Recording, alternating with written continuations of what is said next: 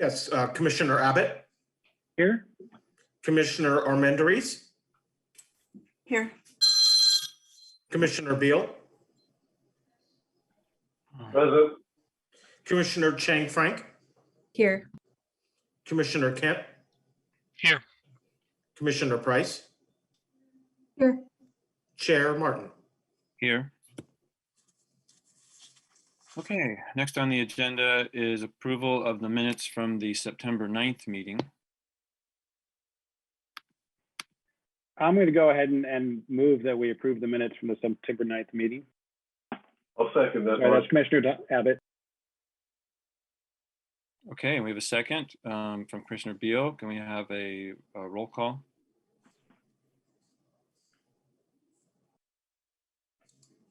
Commissioner Abbott, Yes. Commissioner Armendariz, Yes. Commissioner Beal, Yes. Commissioner Chang Frank, Abstain. I wasn't here. Commissioner Kent, Approve. Commissioner Price, Yes. Chair Chair Martin. Yes. Okay, thank you. Next up, we have public comment for persons desiring to address the advisory body on an item that is not on the agenda. Please note that each speaker is limited up to 3 minutes. The Brown Act limits the commission's ability to take and or discuss items that are not on the agenda. Therefore, such items are normally referred to staff for comment or to it. We have here. And okay, staff, if you could let them in. We have 1 speaker.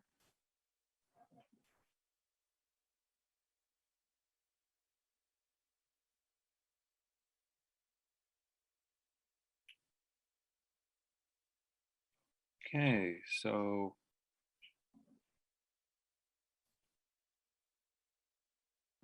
Go ahead, Mr. Glasser.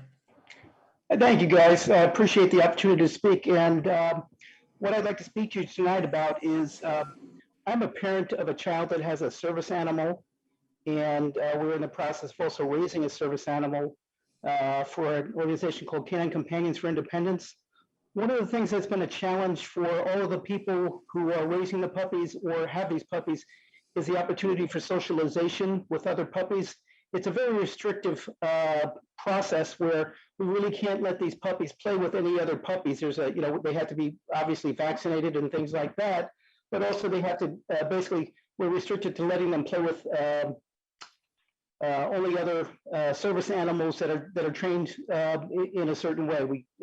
There's a lot of intensive training and work that goes into producing these dogs. They're amazing animals. But we want to give them the opportunity to socialize with other dogs.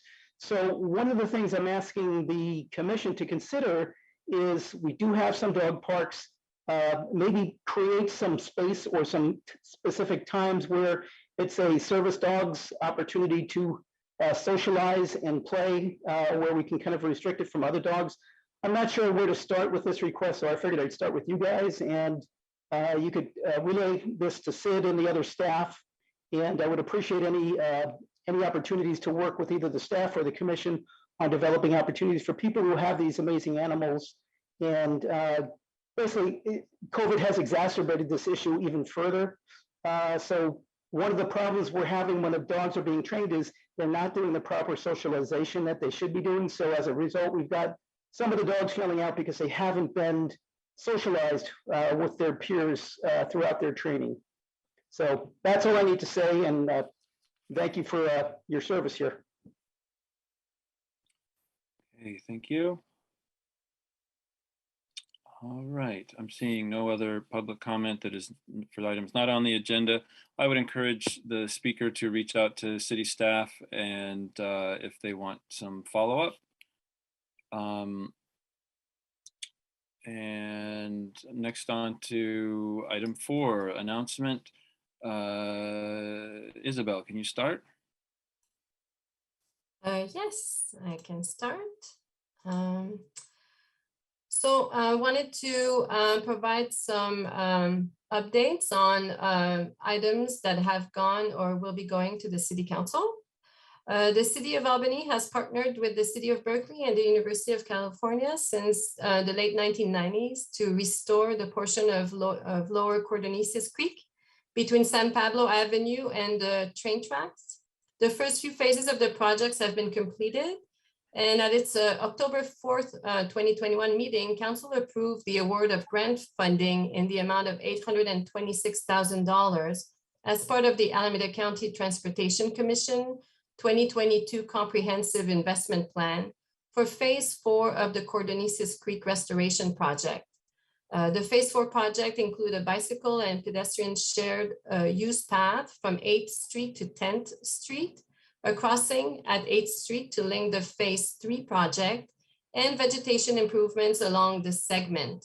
Acceptance of this grant addresses the funding gap and allows staff to incorporate the project into future capital improvement programs scheduling as staffing availability permits. The project plans for Phase 4 were approved by the Transportation and Parks and Recreation Open Space Commission in June 2019 and accepted by the City Council on October 16th, 2019. On October 4th, another project here. On October 4th, 2021, the Council approved the recommendation as submitted by Vice Mayor Jordan to direct staff to prepare a resolution to, 1, remove the charge for new street trees and concrete removal for planting them from the master fee schedule in order to make them free to requesters. 2, provide a watering bag with each new street trees as appropriate to the species. And 3, pay for these with Measure DD revenue. The resolution for adoption by the City Council to amend the City Master Fee Schedule is on the upcoming October 18th Council consent calendar.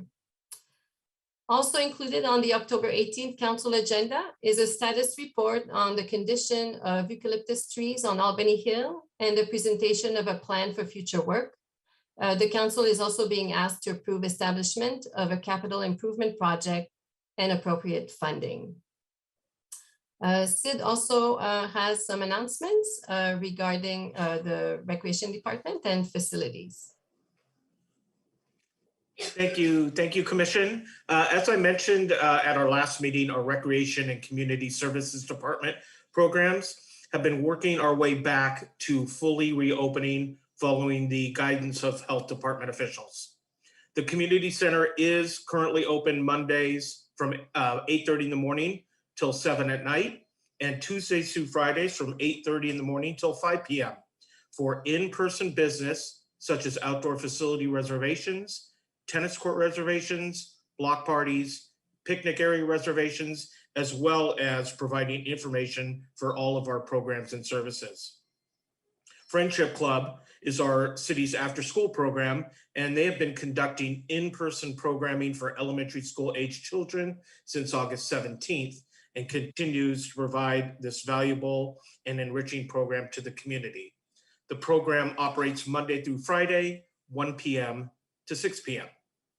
The Senior Center is open Monday through Friday from 8:30 to 5 for in-person business. In-person lunch is served 2 days per week on Wednesdays and Thursdays at 11:30. Pick up and go meal service, which is a 5-day supply of pre-made frozen meals, are available for pickup and held every Thursday from 10 a.m. to 1 p.m. Meals on Wheels and grocery bags from the Mercy Brown program have continued their normal pickup and delivery routines.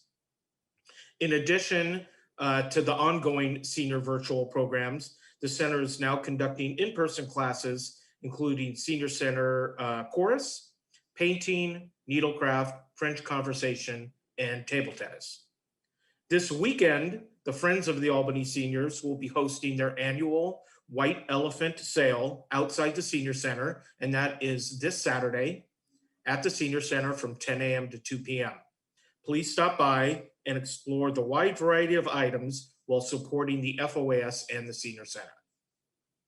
Pickleball at Ocean View Park is currently operating weekly on Tuesdays at 4 p.m. for drop and play, and our adult sports softball and soccer leagues are winding down this comeback season as we prepare for our annual field maintenance. As usual, we will be closing our fields and the dog park for maintenance. Ball fields will close sometime in November and the dog park in early December, depending on weather conditions. Albany Cares is now operating 5 days a week, Monday through Friday, from 8:30 till 5 p.m. Although the drop-in hours are still not operating, individuals in need of resources and access to services can call 510-559-4589 for a phone consultation or to set up an in-person appointment. And I'm going to give that phone number one more time. It's 510-559-4589.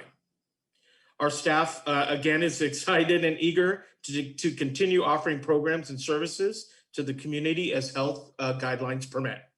We are currently working on programming plans for the spring and summer and can't wait to get back to an increased level of programming.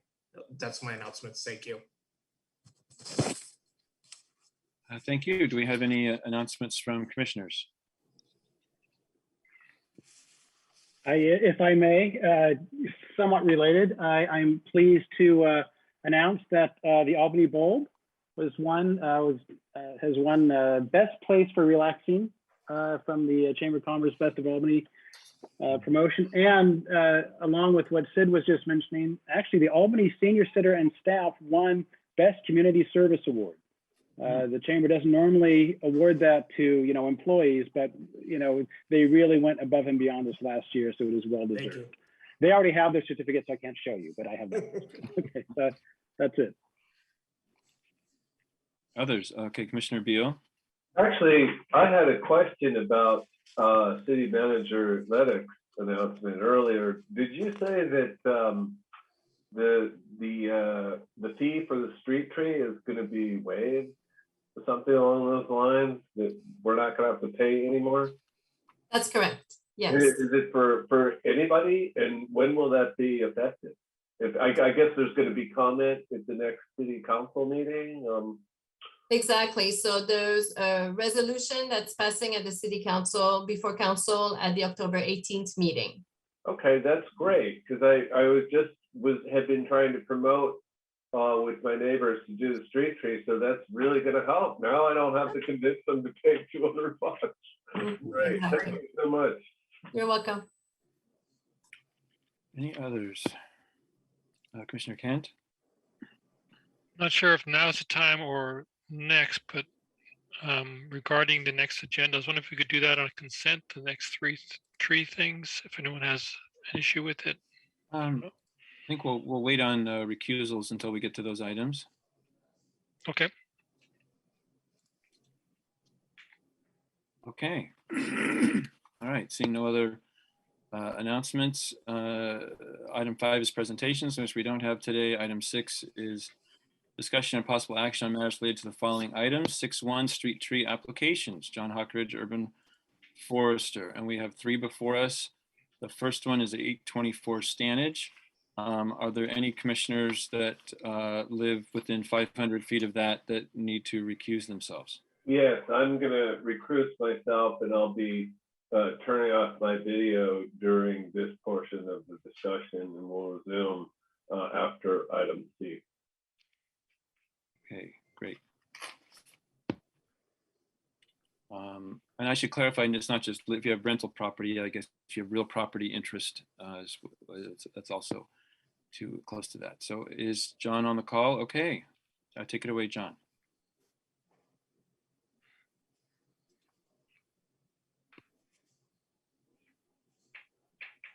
John, you're muted.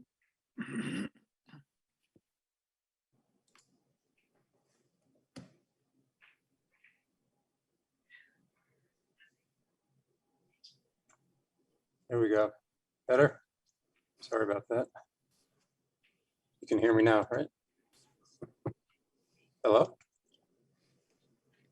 We can hear you now. Oh, Great. Okay, good, thank you. So I have a presentation here.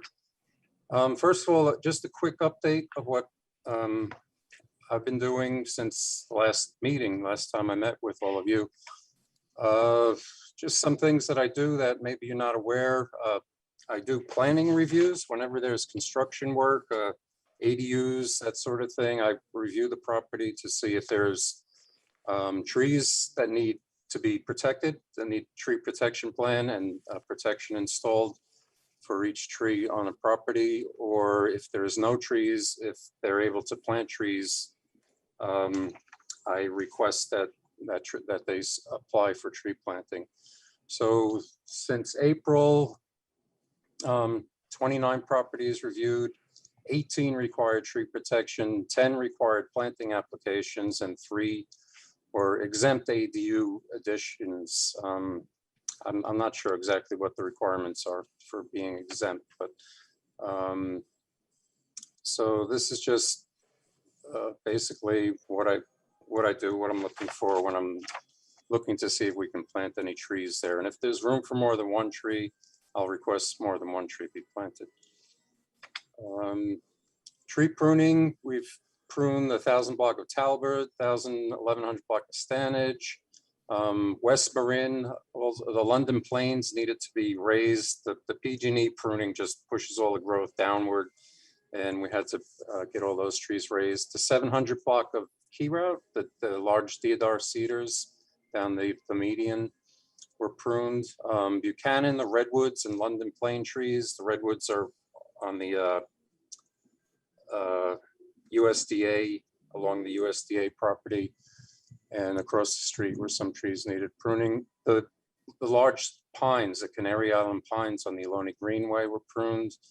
We're doing a lot of crown raising all over the city. We have a new street sweeping company, and they're requesting a lot of trees be pruned back so their trucks aren't whacking into them, or their trucks aren't getting whacked by the trees.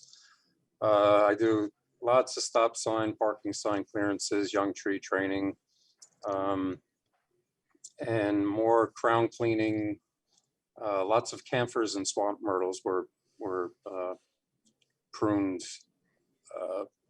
Crown cleaning, crown raising, mostly in the southeast and the western area of the city.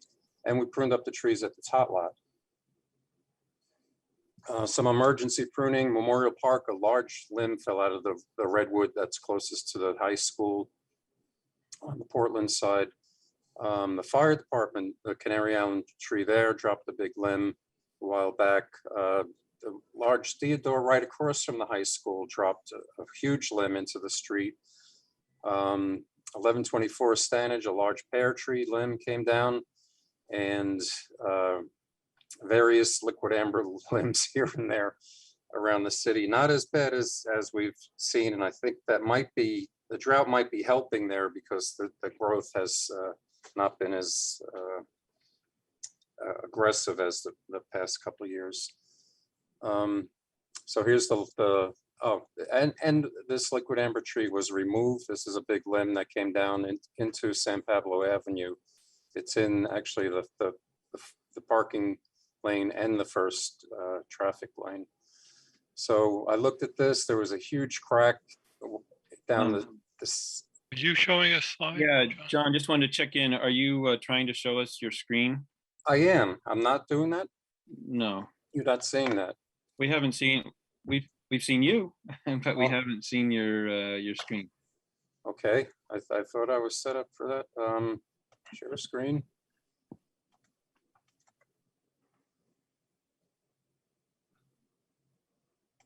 All right, are you seeing it now?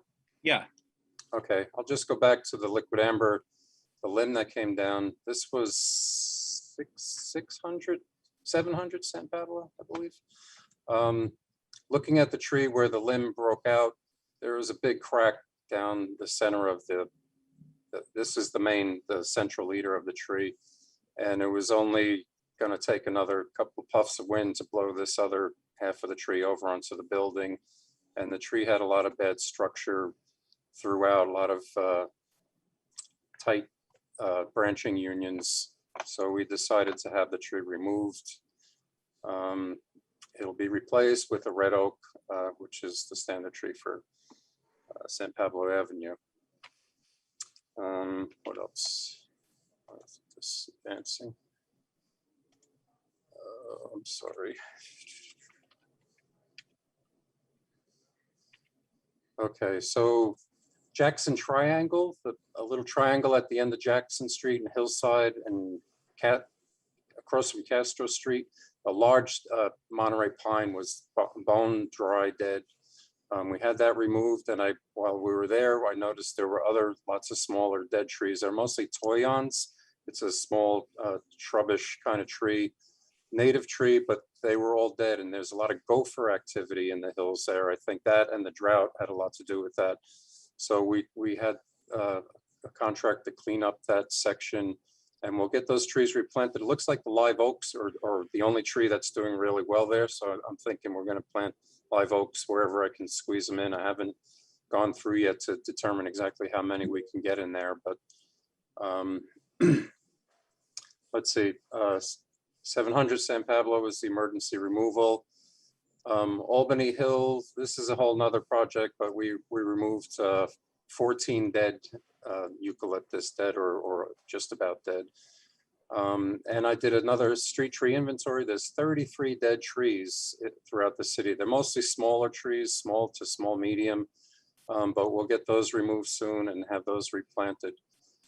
We did some weed abatement work, Albany Bowl, Pierce Street Park, the Road to Nowhere, which is the little weird section under the overpass going down by Target. I found a few illegal tree pruning operations going on. There's 5 trees that were topped pretty heavily and 3 trees completely removed, no permit, no notice. So I'm not sure what we're going to do with that at this point. Tree planting so far, I have 30 applications from property owners. I'm going to plant 35 replacements for all the removals that tree removals and other removals in the past that haven't been replaced yet. And we're looking at about 40 to 60 other trees in various places around the city. So we're almost on par with last year's planting. We'll skip that. Okay, so we'll get to the removals. The first one, 824 Stannage. Let's just get to the pictures here. It's a smallish Washington hawthorn tree, and the property owner called me because of the lean of the tree, which isn't that bad, but when I got there, I noticed this cavity right through the center of the tree, and it looks like a handle on the tree. And then at the bottom, it's all decayed. There's termites, and I gave the tree a little push, and I heard a little bit of cracking. So this tree, I could knock it over if I really tried to.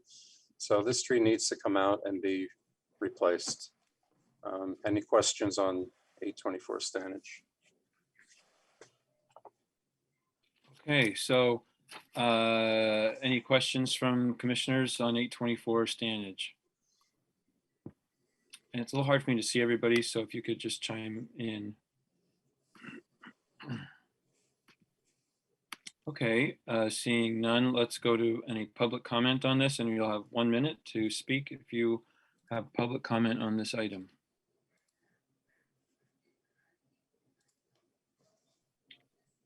Now's your opportunity to raise your hand if you want to speak on this tree.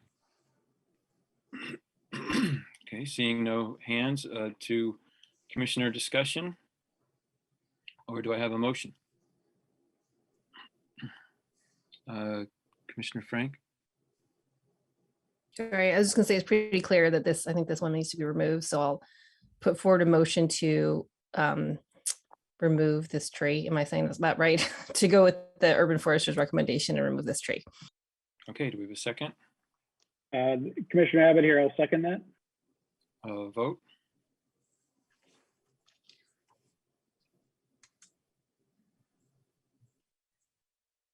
Sid, can we have a roll call?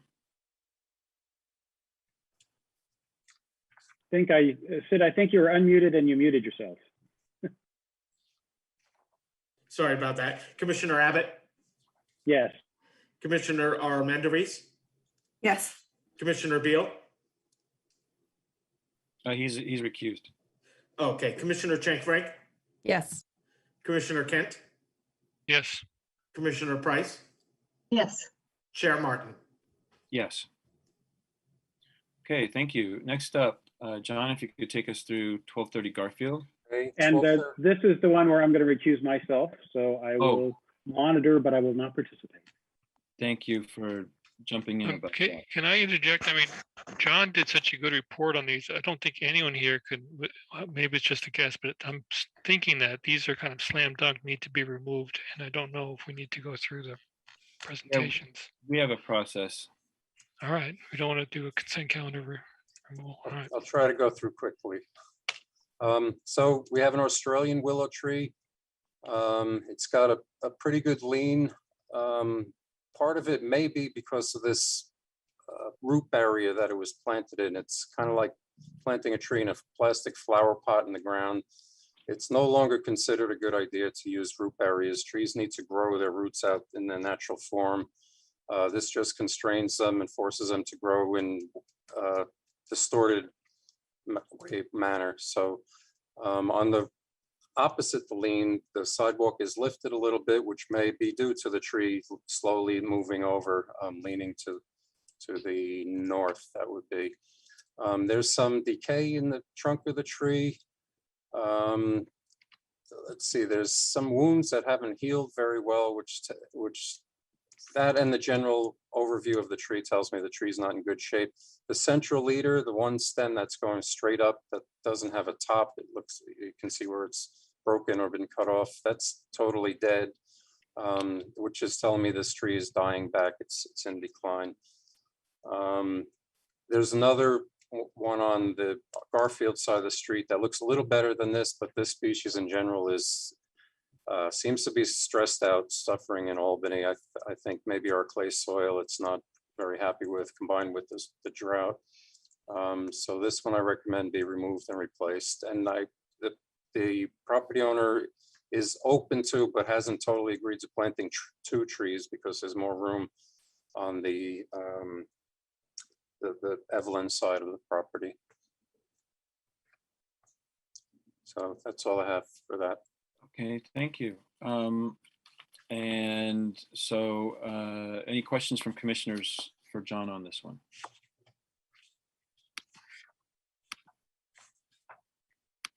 Okay, to public comment, you have 1 minute, and now's the time to raise your hand from the public if you have a comment about this tree removal application.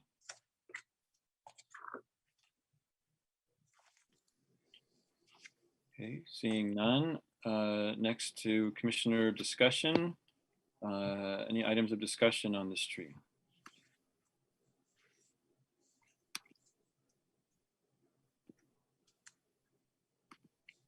Okay, seeing none. Do we have a motion?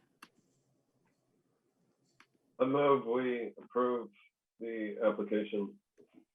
We have a second? Second. Sid? Commissioner Abbott is recused. Commissioner Armendariz, Yes. Commissioner Beal, Yes. Commissioner Chang Frank, Yes. Commissioner Kent, Yes. Commissioner Price, Yes. Chair Martin. Yes. Okay, thank you. John, if we can move on to 1335 Washington. Okay, 1335 Washington is 2 camphor trees. And sorry, I'm going to recuse myself. Sorry to Alright. interrupt. Thank you for I'll doing that. recuse myself because I'm within the 500 feet range. Thank you. Okay. The property owner applied to remove these partly because of the sidewalk, which has a pretty extreme lift from the roots. And also the roots had done some damage to the front porch of the house, which has since been repaired. They sent me some photos, not very clear, but here you can see some roots on this is the property side, the roots coming out, headed towards the building. Here you could see some smaller roots that are getting into the old foundation, the cracked cement, and again, not the greatest pictures, but here at the bottom, you can see those roots again underneath the porch. Well, I was there a year or 2 ago and talked to them about pruning the roots, which they did.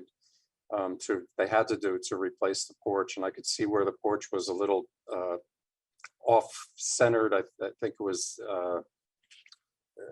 the door was kind of off-center a little bit because of the lifting of the porch area. Here's a picture of a pretty large root that was cut.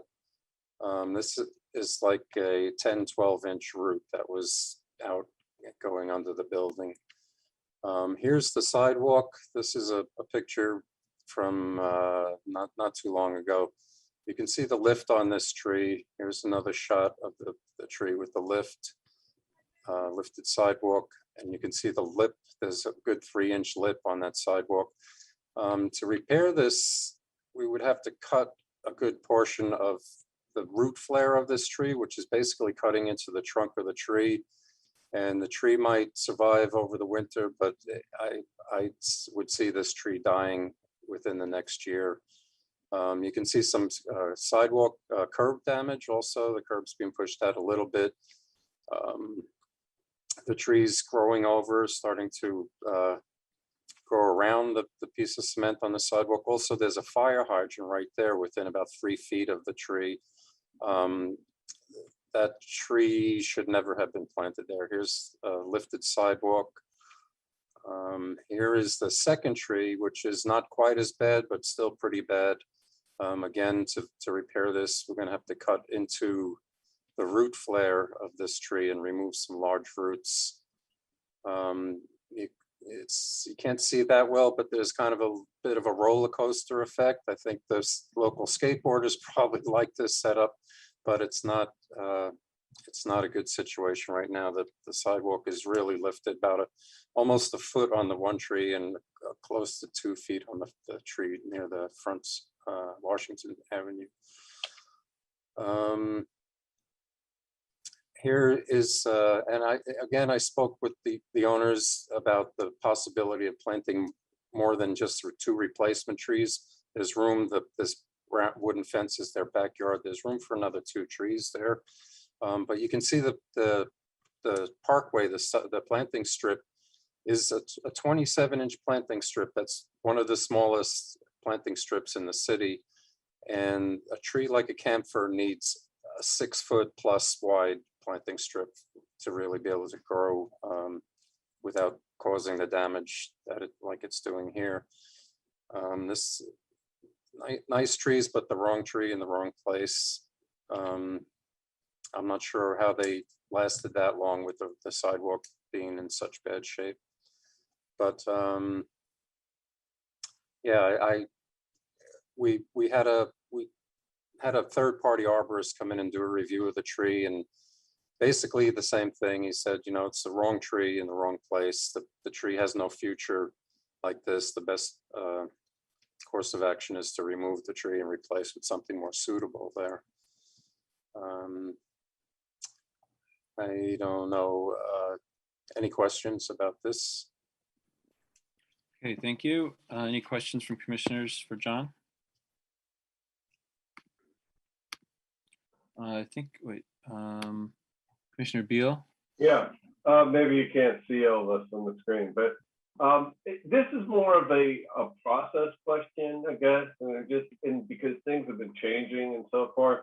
But just one, is this tree on the city's property? And 2, why haven't we removed it sooner? I mean, did the owner ask us to and we didn't, or was it just no one stepped up? Because this is clearly just not a good situation.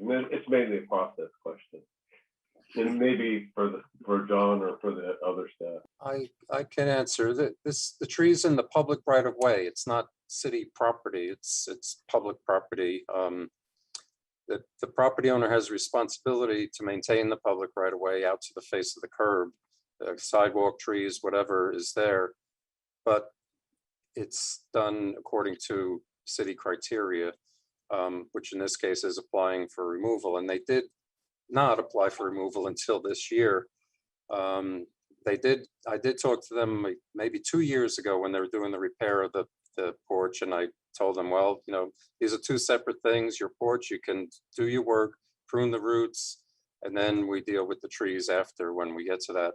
As far as why this sidewalk wasn't repaired earlier, or these trees were, why they were planted there in the first place is really the question that I have. But yeah, it's just come up now. It's time now to address this, I guess. I had a question when for trees like this with such massive like burl or whatever you call it at the bottom and root system that's so huge under uplifting the sidewalks, what does removal actually mean? Like is it guaranteed the sidewalk would get ripped up? And so is there can the city's sidewalk repair program be coordinated with this particular project? That's a good question. Again, they're two separate things, the tree removal, sidewalk repair. The tree would come out first, and then when the sidewalk repair comes up, which I'm not sure where this is on the schedule, but then the remainder of the roots under the concrete would be cut out and taken up by the contractor at that point, and the sidewalk repaired. So I think it's, that this is the first part of the process, is to get the trees out, and then we repair the sidewalk. It wouldn't make sense to repair the sidewalk first, or do the root pruning when we're going to take the tree out anyway. So the tree comes first. I'm not sure that I answered that question. Yeah, I think I got it. Any other questions from commissioners? Yeah, real quick, just to be sure we're covering all the bases, we check on everything. So this wouldn't be a good candidate for redirecting the sidewalk around, at least the second tree. Obviously, the first one by the fire hydrant is primary problem. But if we went in a little bit into that retaining wall area, I'm just to be sure we cover all the bases here. Well, I still think we're going to have to take out some major roots. I mean, those roots are above the ground a good 8-10 inches. So this huge root that's going to come out.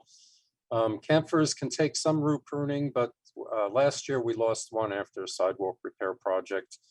With the drought, the stress from the drought, I don't know if that would work. The retaining wall, I don't know. I think the public right of way extends another foot or so over into the property.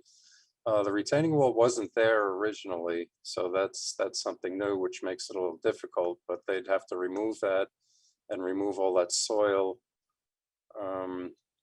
or push the wall back to push the sidewalk over. As it is now, without removing the retaining wall, there's barely, we maybe would be able to get a foot arcing the sidewalk around the root base, but there'd be barely a 4-foot sidewalk, and you'd be up against the rock retaining wall then, which I don't, as far as I know, ADA doesn't like that. ADA is not totally clear for the regulations, but a 4-foot minimal sidewalk, but they usually want plus for a wheelchair or something that needs elbow room, literally. And so it could be done, but it's the trees are still going to be take a beating from root pruning anyway, that we look at this. Just wanted to be sure it's considered. Thanks. Okay, and I see we have Public Works Director Mark Hurley is raising his hand, and we have a member from the public as well.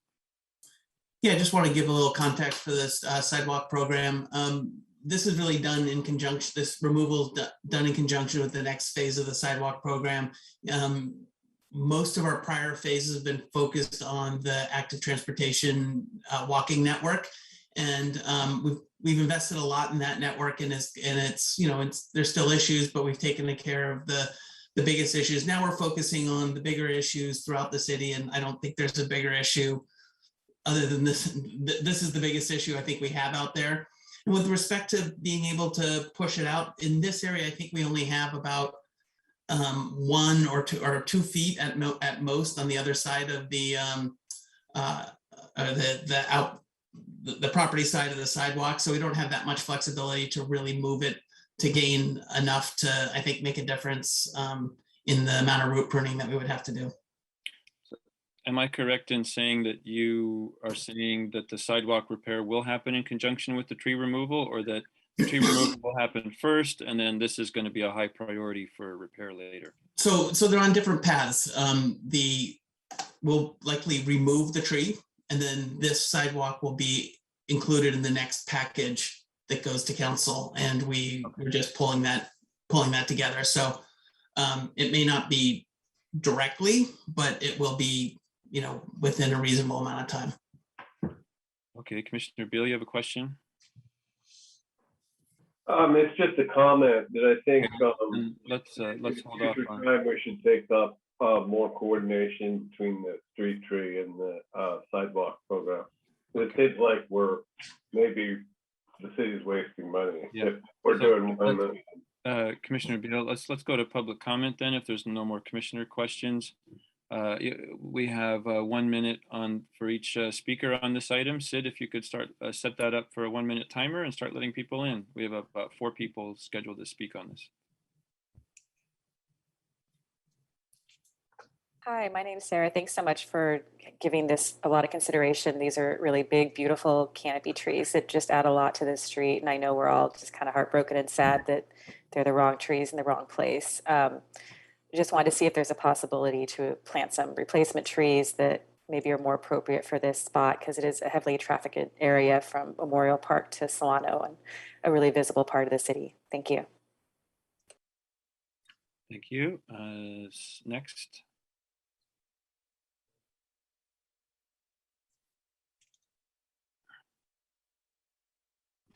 Oh, hi. Yeah. I wanted to make a comment about these trees. They are beautiful trees. They're big canopy trees, which we should really highly value for a number of reasons, including the climate action plan with the urban heat island effect. I understand that these trees have problems, particularly the one by the fire hydrant. I think the one that's not near the fire hydrant, I'm wondering if that sidewalk couldn't be repaired to go to like arc over. There's nothing that says a sidewalk has to stay perfectly level. For those of us that have lived in San Francisco, we can have a little bit of a incline to our sidewalk here and there, and it's not the end of the world.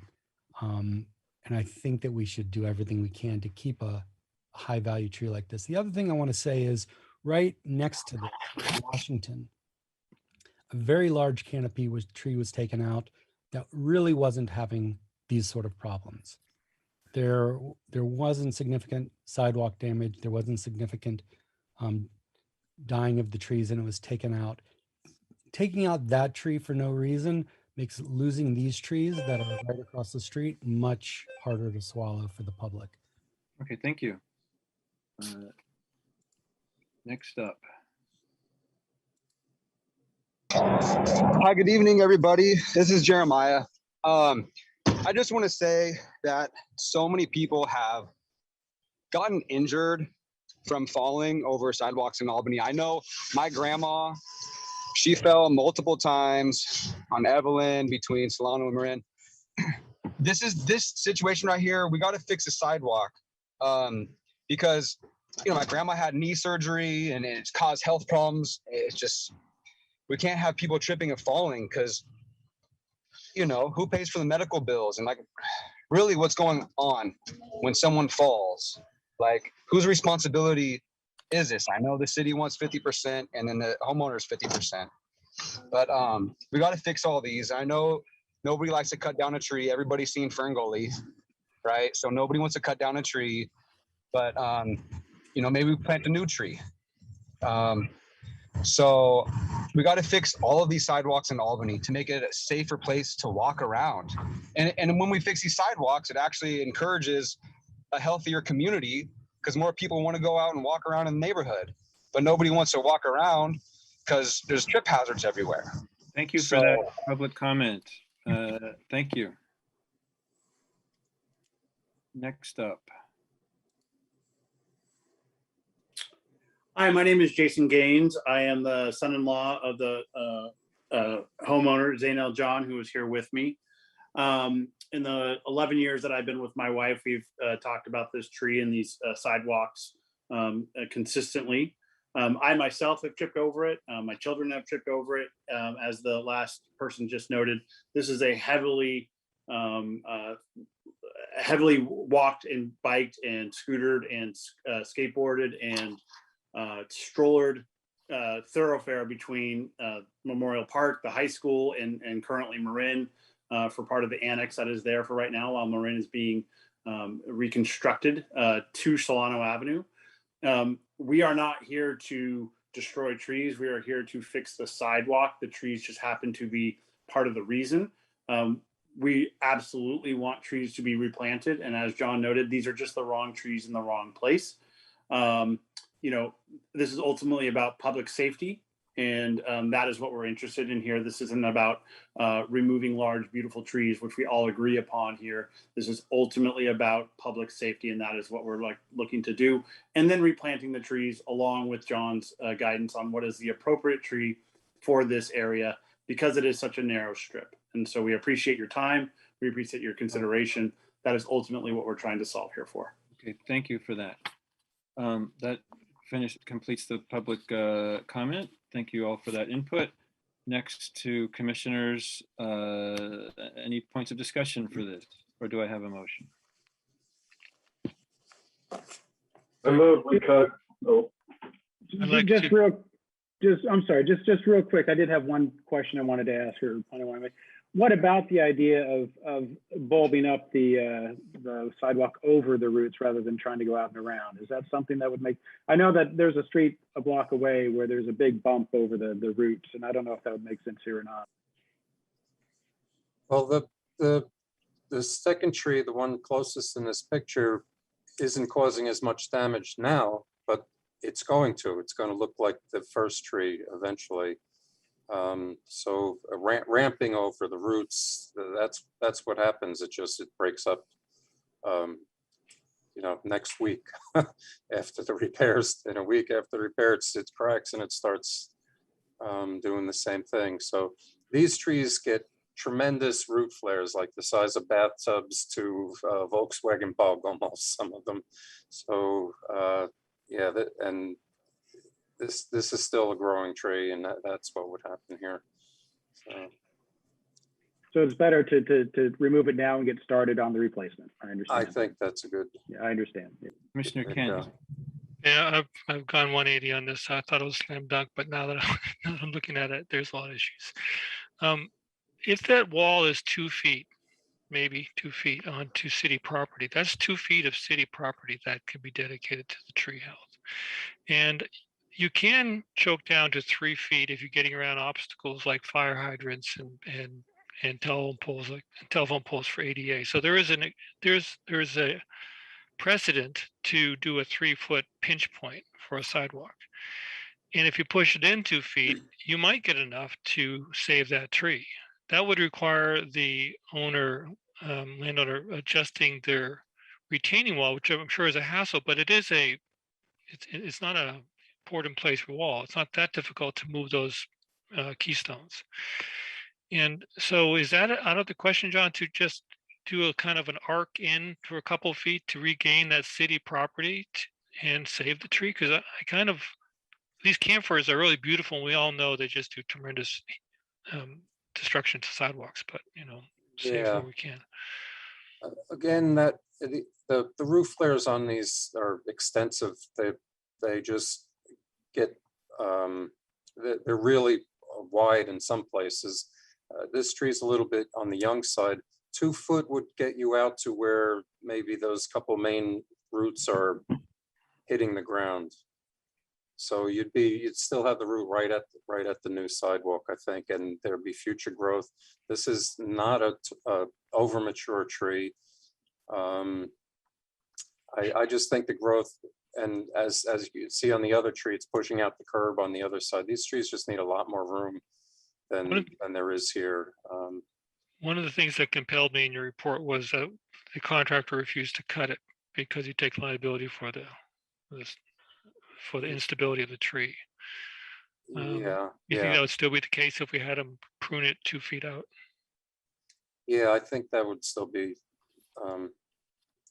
you'd still have to prune roots. They'd be pretty large at that point, and what's left would be growing and would start breaking up the sidewalk within the next year, I think. So these are under PG&E high voltage power lines. So as these trees grow up, they're not that fast of a vertical grower. PG&E comes along and tops them. So it's just a big tree squeezed into one of the smallest places in the city as far as the width of the planting strip and being on the high voltage power lines. So. Okay, Commissioner Menderes. Yeah, I just wanted to say I would love to find a way to save it because it's a beautiful tree, but I've seen the other trees in this kind of neighborhood area and they're much bigger. So if this is still young and going to continue to grow, I think it's just a matter of time. So maybe it's better now to remove before it becomes even more difficult to pull out. And I also appreciate that there was work, this has been a concern that you've been noticing and trying to do something about. So yeah, I would approve removing it. Is that a motion? Sure, I'll make a motion. Approve. Okay, Sid, can we have a roll call? Commissioner Abbott? Yes. Commissioner Armendariz? Yes. Commissioner Beal? Yes. Commissioner Chang Frank? Abstain. She's recused. Choosing myself. Okay, Use. thank you. Commissioner Kent? No. Commissioner Price? Yes. Chair Martin? Yes.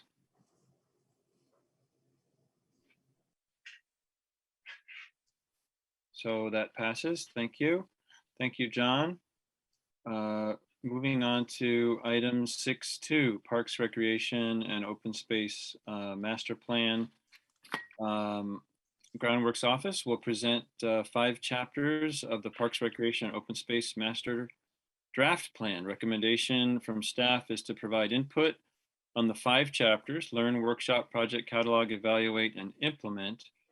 And I will add that this discussion will inform the next topic, which is Proposition 68 application. But this topic, the focus is on the master plan itself, which will guide the city's processes and decisions for the next 10 or so years. And so we should focus on that. We also, the public should know that that commissioners will need to recuse themselves from portions of this if it's a little complicated, but if a project is within 500 feet of real property of a home of a commissioner, for example, then the commissioner should recuse themselves from that. Of course, this is a wide-ranging discussion about the entire city. So commissioners will be recusing themselves if the discussion focuses on one of those places. And I believe the 2 main places where could be an issue were Key Route and the Greenway. Is that correct, Isabel? Yes, that's correct. Okay, thank you. So if Isabel, if you could do a little more introduction and then pass it off to our consultants.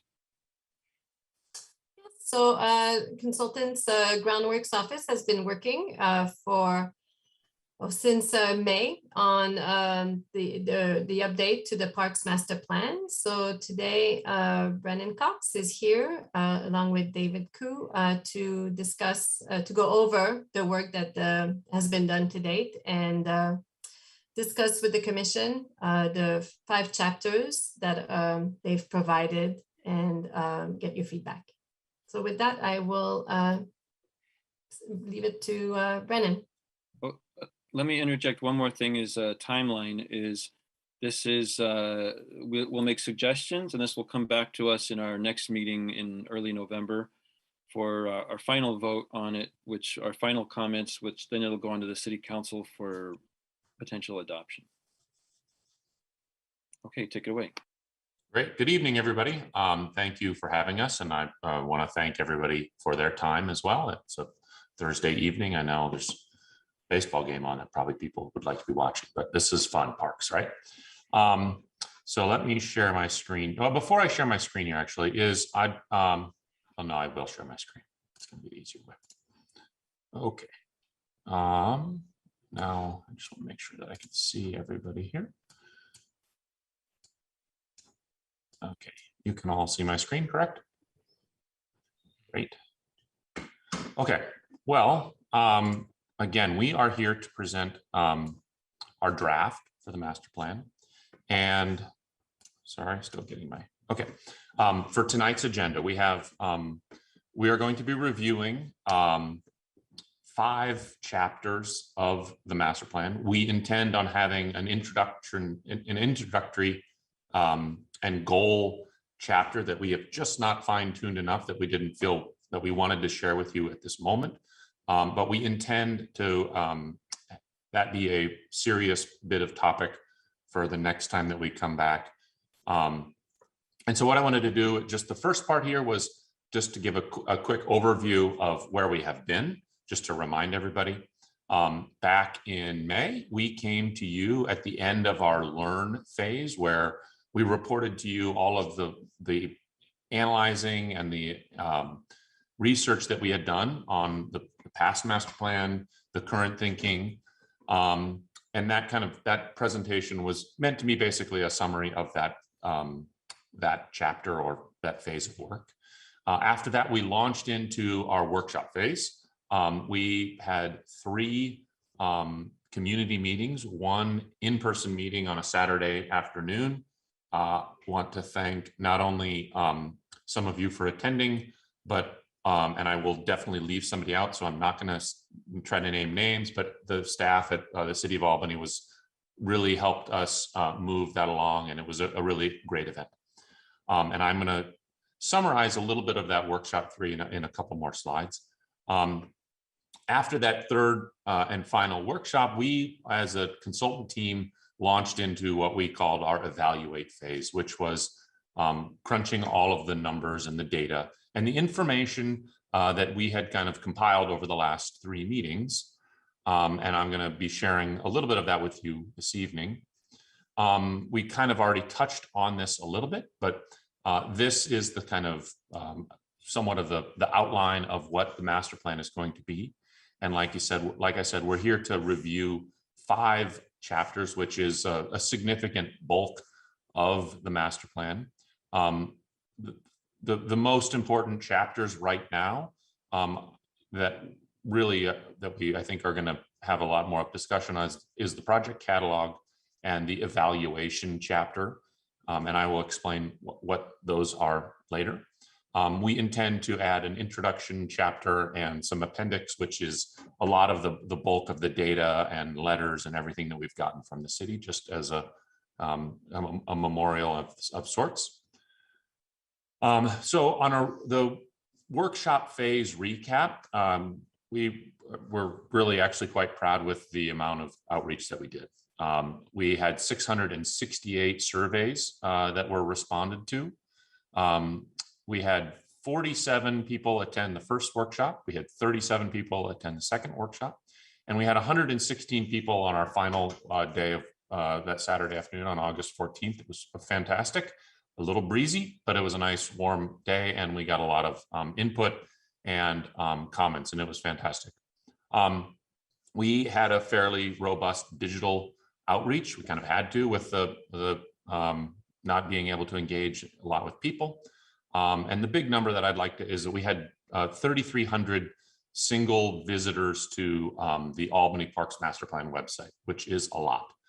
We are not web programmers. We did our best. I'm sure there were things that we missed, but for being landscape architects and running a website, that's a significant number, and I'm really happy with that. Just a few images. If you didn't make it, the community workshop was great. We held it at Memorial Park. We had a number of kind of boards, and where we showed people the kind of all the different phases, the learning, the learn phase, some information from the first 2 workshops. And then, and the information from those two workshops were immensely important because we used that as the kind of litmus test for workshop 3. And over the course of asking the folks of Albany what their goals and projects were for the city, we figured out a way to kind of how to break that down in a way that was somewhat manageable for people.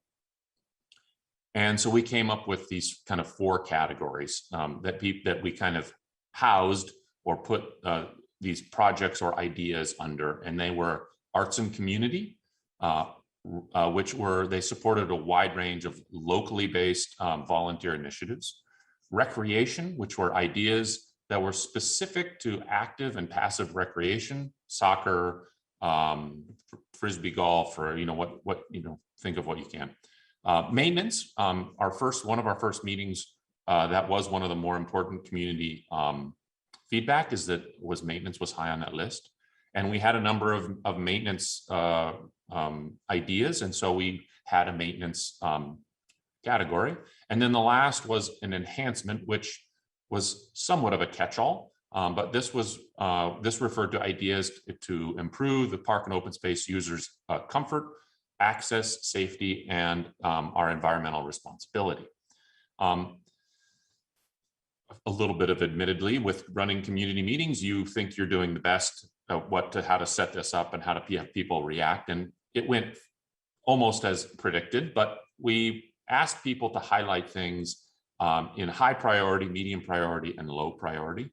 That often didn't happen a lot. People were picking really the projects that they wanted to know and putting them in the high.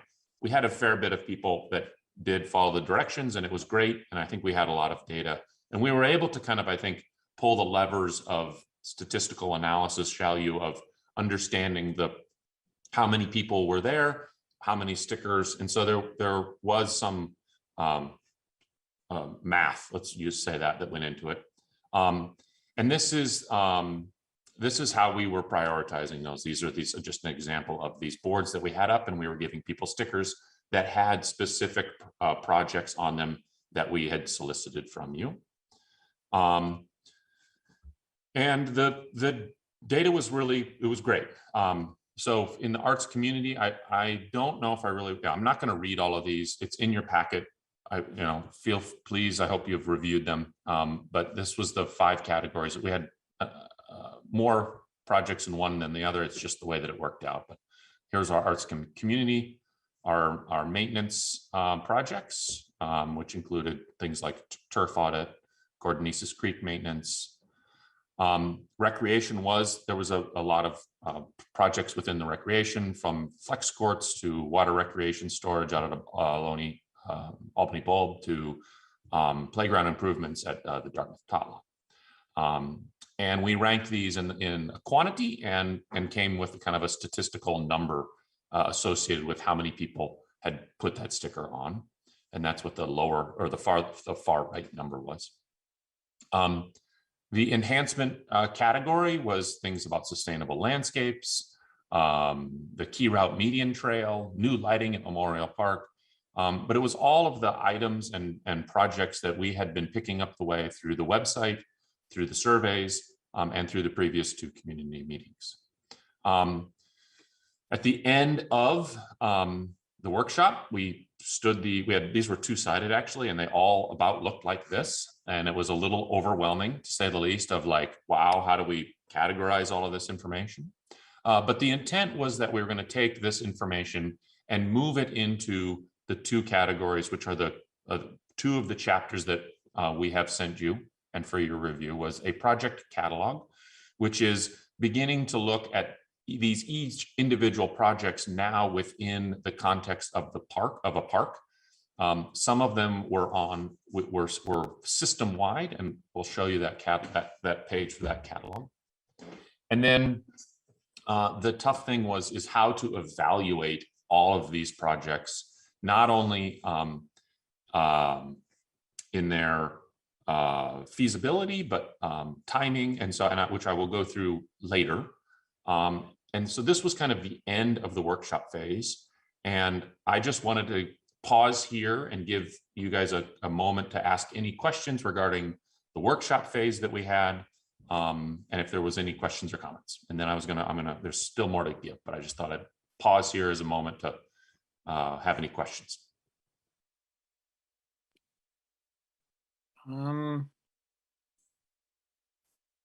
Isabel, I have a question of order.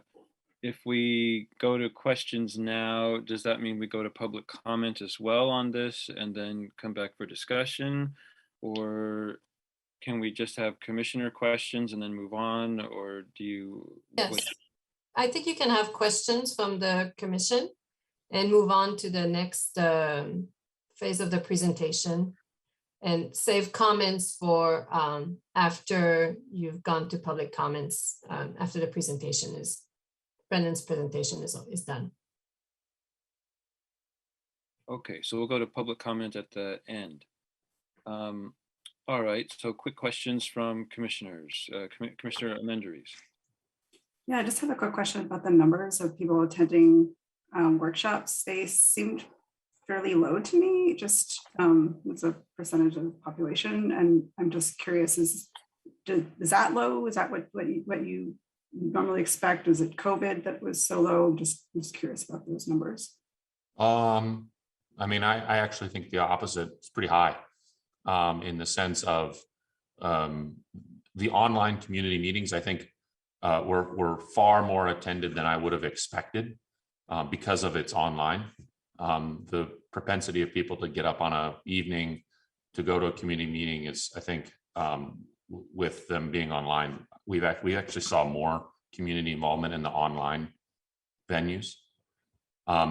In regards to our in-person event, 15 people, or give or take, plus kids, was quite high actually as well. From all things being equal, pandemic, people a little leery about going to a community meeting. I think that we had quite a bit actually.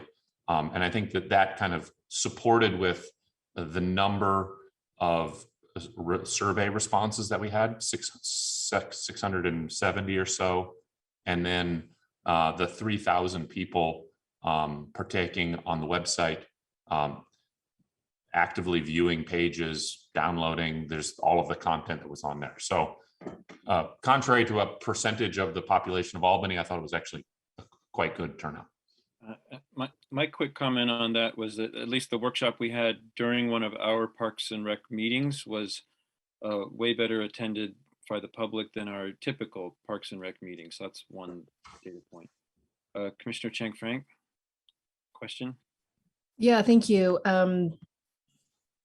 Just a question about how to sort of make sense, and sorry, I don't have my screen on, I'm having Wi-Fi issues, but how to make sense of all the different types of public comments. I really appreciate the way you've displayed the information from each event or each sort of medium that was used to collect public comments. But my question is will there be in the final report some sort of aggregated sense of, when you look at all of the various public comment, the workshop, the online, the in-person, this is sort of what we come away with in terms of what we feel the community wants to prioritize?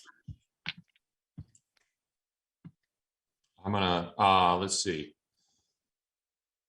The answer to I think what's the question is yes. You will have access to all of the data in the form of the appendix, which will Sorry, maybe I should clarify.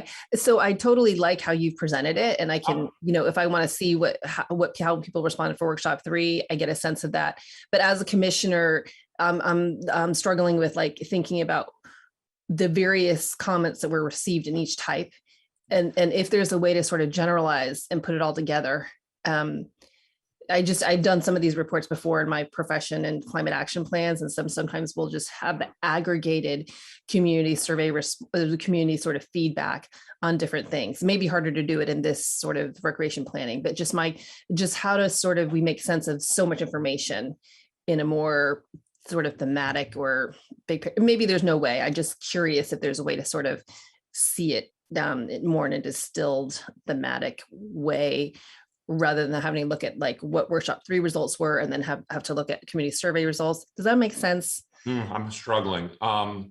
I think I think this the way is we have done that. We've kind of aggregated it, and it is a little bit of the liberty that we have is that, for instance, when a comment comes of like, I like playing soccer at Pierce Street Park, we put that in a category of not only recreation, but someone that wants soccer. And so there was kind of a way of taking the mess of the data and distilling it. And this is how it is. This is the way that we've chosen to distill it, and in the simplest forms. And that's where those 4 categories really came from, of, in a way of kind of, well, how do we measure against someone that they're against all of the comments that want soccer versus all of the comments about wanting more ecology in the parks. And so this was our way to distill that into a more simplified way, the 4 categories, basically. Okay, thank you. Hey, Commissioner Beal, a question? Yeah, I think it's sort of an elaboration of Commissioner Chang Fran's question. I guess it's down to, is there like an anonymized database that could be made available to have, all this data, but not have the identifying information of the people? Because I don't know, it sounds like there's a lot of different data points, and it's hard for you to characterize. So anyway, I was just wondering about that. It's okay if the answer is no.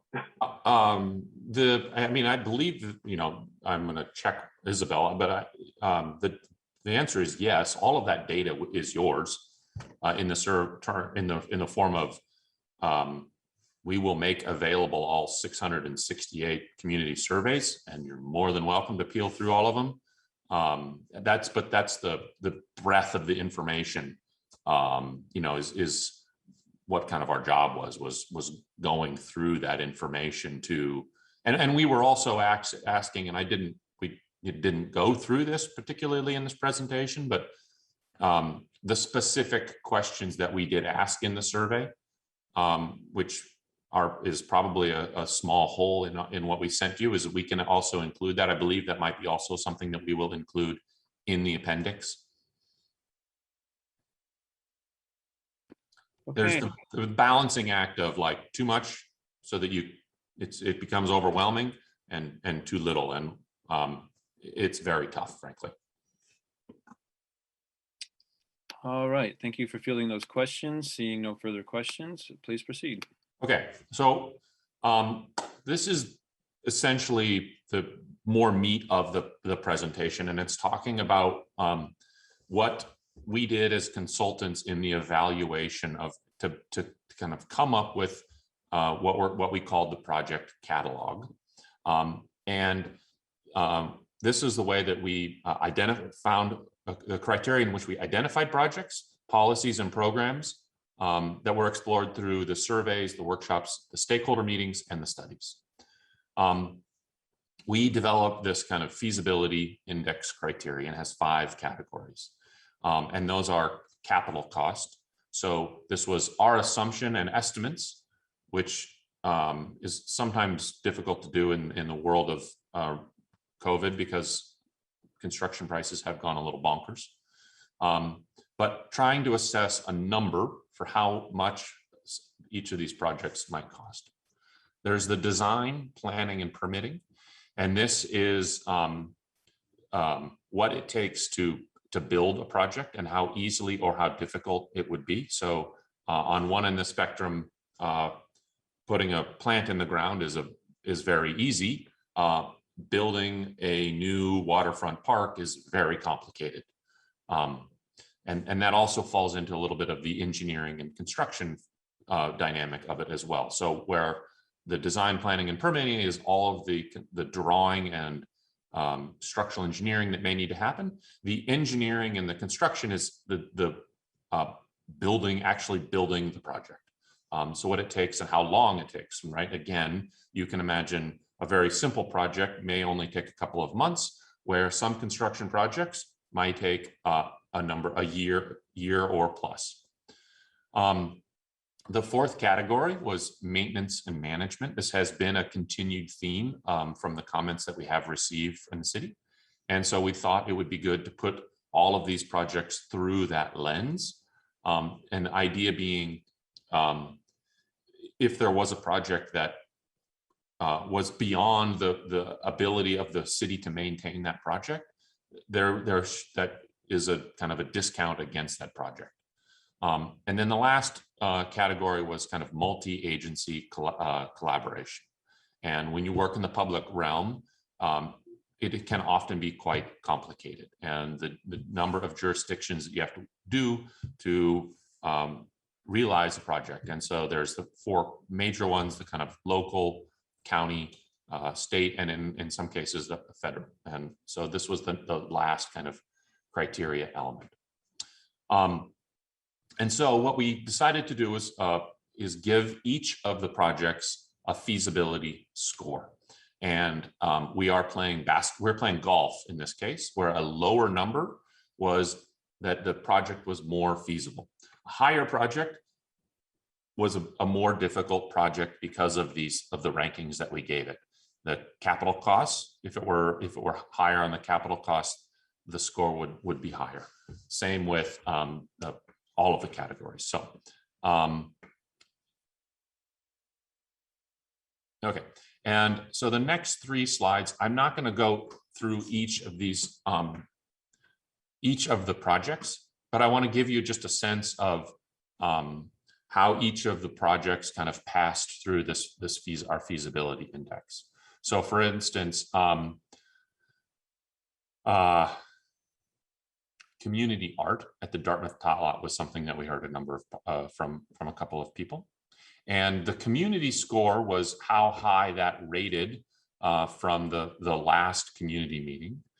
The capital cost was how much we estimate to do a new mural at Dartmouth Tot Lot. And then how much planning and design is less than a year. Engineering and construction, less than a year. Maintenance, fairly low, and there would be no collaboration. And so the feasibility index was 5, which is a fairly low score in the grand scheme of things. And then I'll go on to maybe what is a higher example of that would be the key route median trail. I'll use that. That might be our highest, but that was considered an enhancement. It did score somewhat favorably in the community score, as people were excited about that.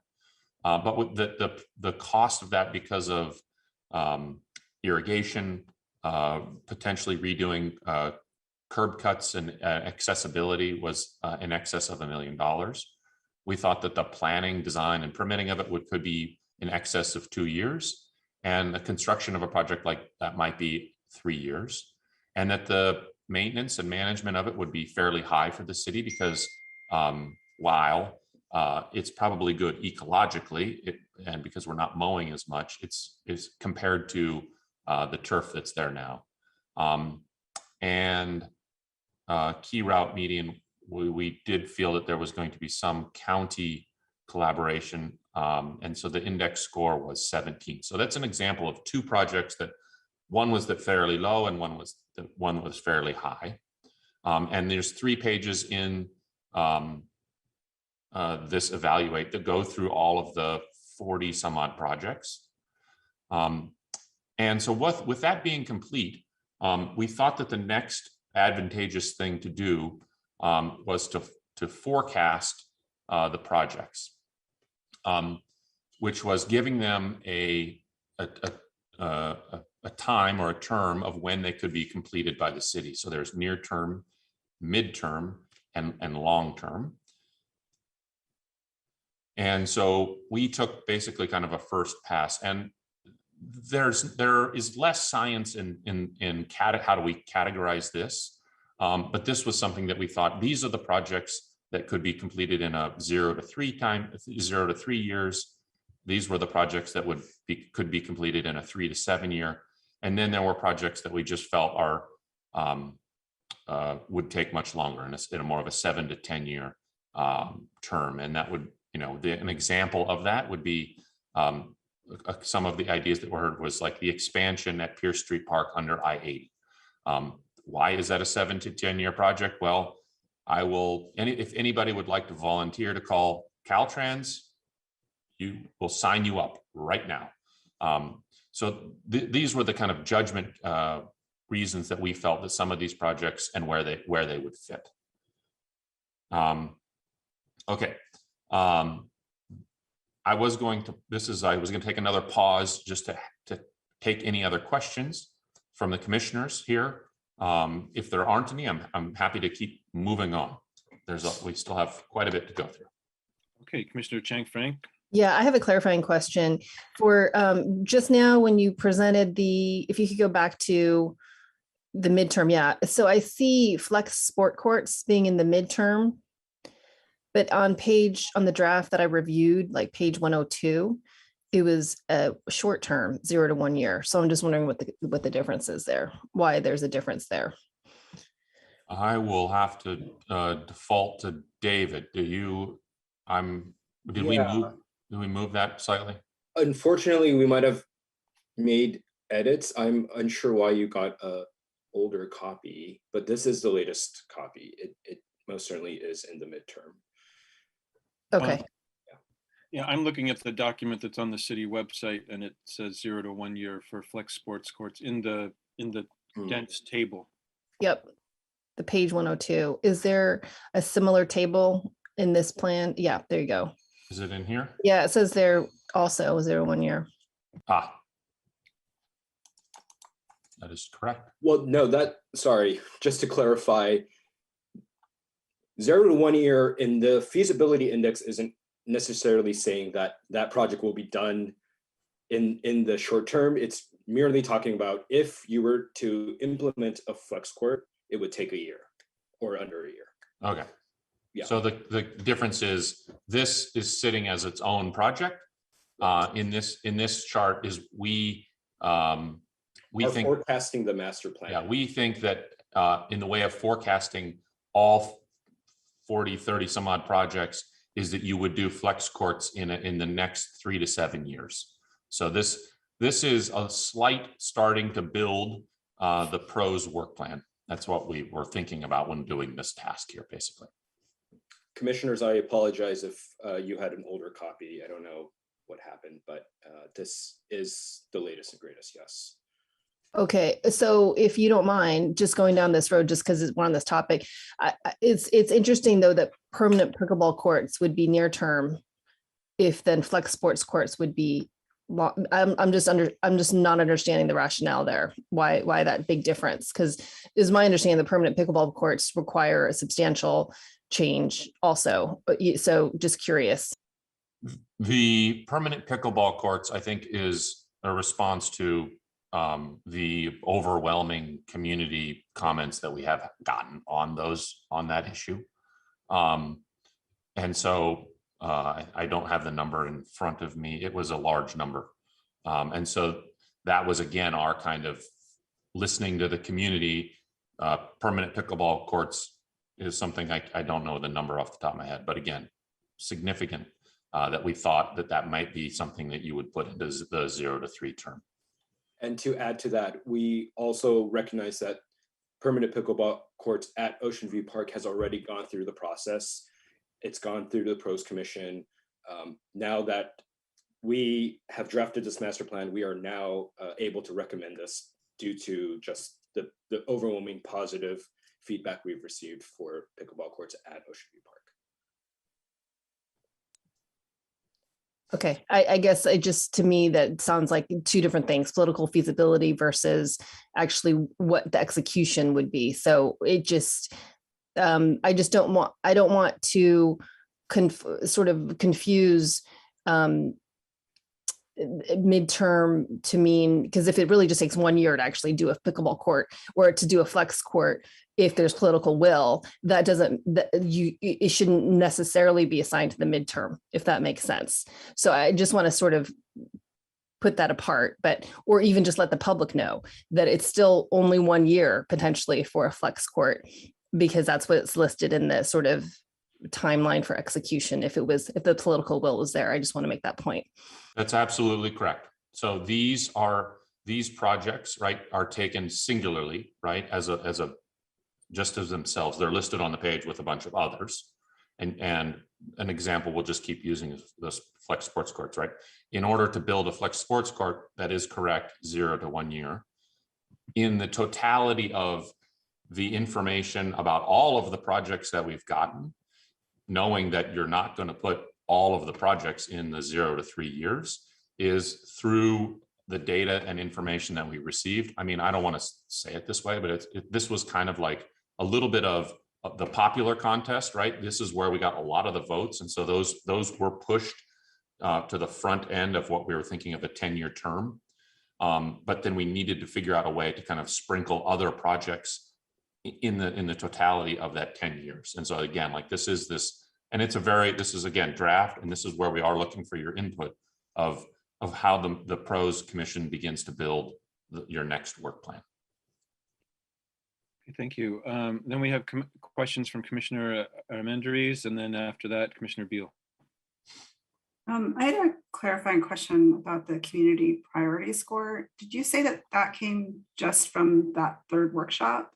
Yes. And so then I'm unclear about the survey data. Like how was that used? If like did you get any sort of community priority or interest from that data?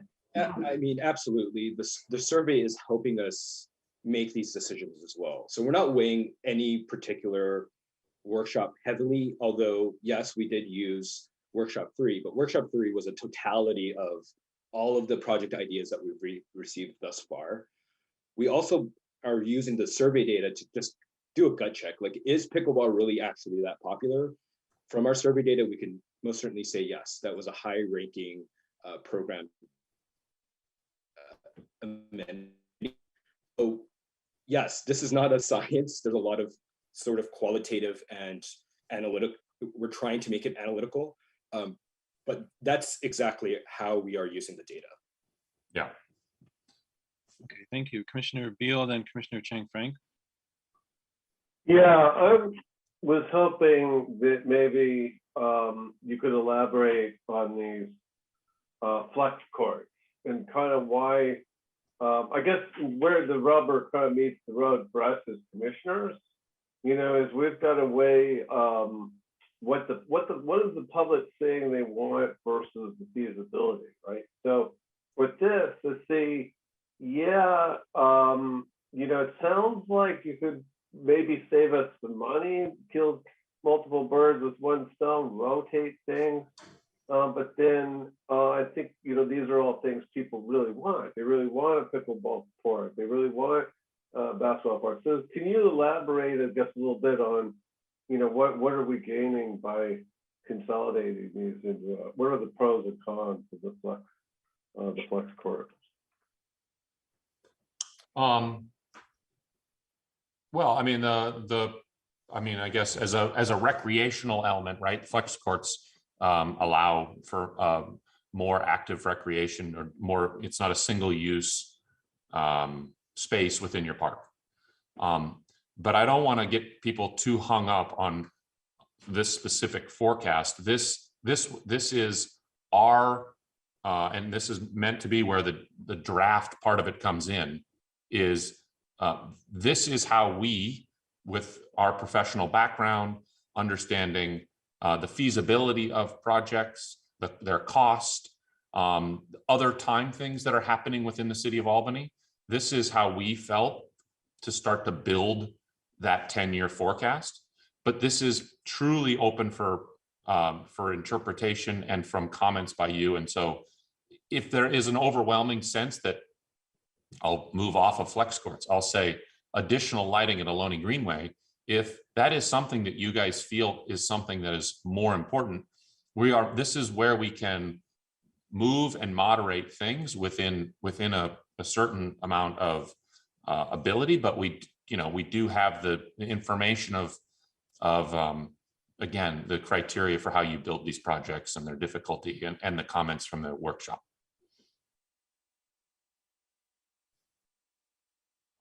Okay, Commissioner Chang Frank, then Commissioner Price. Yeah, I'll try to make this quick. So sorry, because Commissioner Armendez asked that question about how you created this evaluation of sort of how you're prioritized. One thing I did notice, and I'm sorry, I keep on harping the flex courts, but was that flex courts did come up actually in workshop 1, 2, and 3. And even in workshop 3, it came up as like the #1 priority for Memorial Park. So I'm unclear of why then it wasn't considered high priority. Like, for example, playground improvements was #2 priority for Memorial Park, and it got the near term. And we were going to address, we're going to show you a little bit of that in the project catalog. But like, for instance, we'll just keep using flex courts as an example. For Memorial Park, the question became in a fairly straightforward way is, where would you put them? Now we have to look, now there's the lens of kind of a visioning of each project, of each park, right? And we keep using Memorial Park as an example of that. Are we taking tennis courts? Are we removing turf, which is sought after in the city of Albany? It was a question of where does it go? And also in light of the fact that we are a little encumbered in Memorial Park because of the temporary school facilities that are there now. So in light of all of those kind of moving parts, just specifically with Memorial Park, it became a question of the functionality of how and where in the park, not necessarily. It was also, if everybody came out and said we don't like playgrounds, well, obviously, yeah, we would replace a playground and put a sports court, but that really wasn't the case, and that's why there's kind of these levers that we were using to try to figure out where and when and how it would go. Okay, thank you. Okay, Commissioner Price. I apologize. My Wi-Fi is also dropping out, so I hope you can hear me okay. I'm wondering this whole question of prioritization and distillation of the data, and I'm wondering if maybe some of this will also be more obvious when we're able to read the kind of the goals section of the master plan. And if you think that will sort of pull out how different projects are prioritized for specific spaces. Are the goals only system-wide? Are we setting goals for place by place? And will that kind of help to clarify how we prioritize projects also based on those goals? Preliminarily, what we're thinking of is the goals are more on a system-wide basis. As we have worked through it, we've, like everything, it's never as clear-cut as we think. There may be, it will be a little bit of a case-by-case basis where there are certain goals for specific parks. For instance, Pierce Street Park, there might be specific goals that we have for just Pierce Street Park. But I think most of the goals are going to be kind of, in a sense, system-wide, and not necessarily project-related, if that answers your question. Yeah, I guess I keep kind of thinking about like how we create a vision for these places, that for each place that will help us set those priorities, I guess, for those places. Well, your question may or may not be answered in the project catalog, which is the last and final bit for this item. I wasn't very clear, but the next item is we are discussing Prop 68, which is a very important topic that we want to get through as well. So, okay, and thank you for answering those questions from the commission. We'll be taking questions from and comment from the public in at the end of this presentation, at the end of the presentation and some other commissioner discussion. Okay, so the project catalog is how we is the next layer of how we were taking each of these individual projects and really putting them in within their own context of the park that they were in. And as I mentioned before, some of those were system-wide. They didn't really fit within each park, but they were more global in sense. But some of the themes and goals of the project catalog, and it's something that we have heard quite a bit, and so we thought this would be important to put this kind of in the beginning of this chapter, was that open space protection has been and continues to be something that is very important to the city. We've got more comments about that than anything. And probably a tie is that park management and maintenance was also held in high regard for maintaining and enhancing the facilities that the city of Albany has. Some of the other recurring themes were that the public was very interested in sustainable landscapes. And while we have some of these, again, like sustainable landscapes, it does fall within a system-wide. Some of the other projects that we kind of curated ourselves, there was a number of comments about the turf in all of the parks and making sure that it is usable. And so that became kind of a system-wide project, was turf management. Some of the other comments, right, was about urban forestry and shade, and that the park should be visionary. So just highlighting on that we also just included in here some of the most popular program requests and some of the most popular amenity requests, just for reference. So how each park catalog can be used, and each park has its own page. Some of them include a concept drawing, a plan of what the next iteration of that park may be. So when improvements are done, there is at least an initial idea of where improvements might go. There's a project description that describes the project from the catalog, the description of the project and what it pertains. And images, the images in here are generally kind of case study images or precedent imagery, meant to just fill in a little bit of the lines of the picture of what that program or idea or project might be. On the left, this is the how to use the catalog, and these are the three items that we discussed before, but there's the feasibility index, which the completely full circle is that it's highly feasible. The community priority, which a higher number was a better number. They were ranked 1 to 10, and where that project fell within the project themes: recreation, arts and community, enhancements, and maintenance. And I'm not going to go through each park page, but we certainly want you to review each of them. These were the system-wide improvements. And I just will list them off just because I think they are important as a system-wide, as with disaster preparedness. A turf audit, we got a number of comments regarding the turf in all of the parks. I think they're highly used and highly sought after.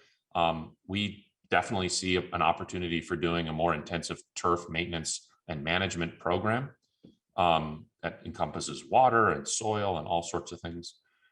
Sustainable landscapes was, again, a very highlighted and commented project, whether it be removing some of the turf, but more plants that supported biodiversity. Signage and wayfinding was another project that was a community-wide. It scored in the medium range, I think. Anyways, I should, in the interest of time. Okay, this is just the overview slide. So again, this highlights each park has its own page, except for, I guess, Dartmouth Tot Lot and Cerrito Creek kind of share a page because they're smaller. Same with Albany Hill and Cordnesis Creek. But what you see here is kind of the flavor of each park, and some of them accompany a plan, which were the ideas of what might happen in the future. They're very schematic and very preliminary, but they're meant to allow you to kind of think beyond the kind of existing condition of the parks now. And then again, the images that kind of tell the story of that project and that improvement that we might have. So this ends this item of the portion of the presentation. Again, we have 5 chapters. We're going to be coming to you with the introduction chapter, which we believe will have a lot of discussion at the next meeting. And then the appendix, which is going to be kind of all of the background information, data and surveys that we're going to include in the master plan as well. So thanks for your attention. I'm really looking forward to having a more discussion and hearing more comments from you and the public. Okay, great. Thank you so much. Let us go to commissioner questions.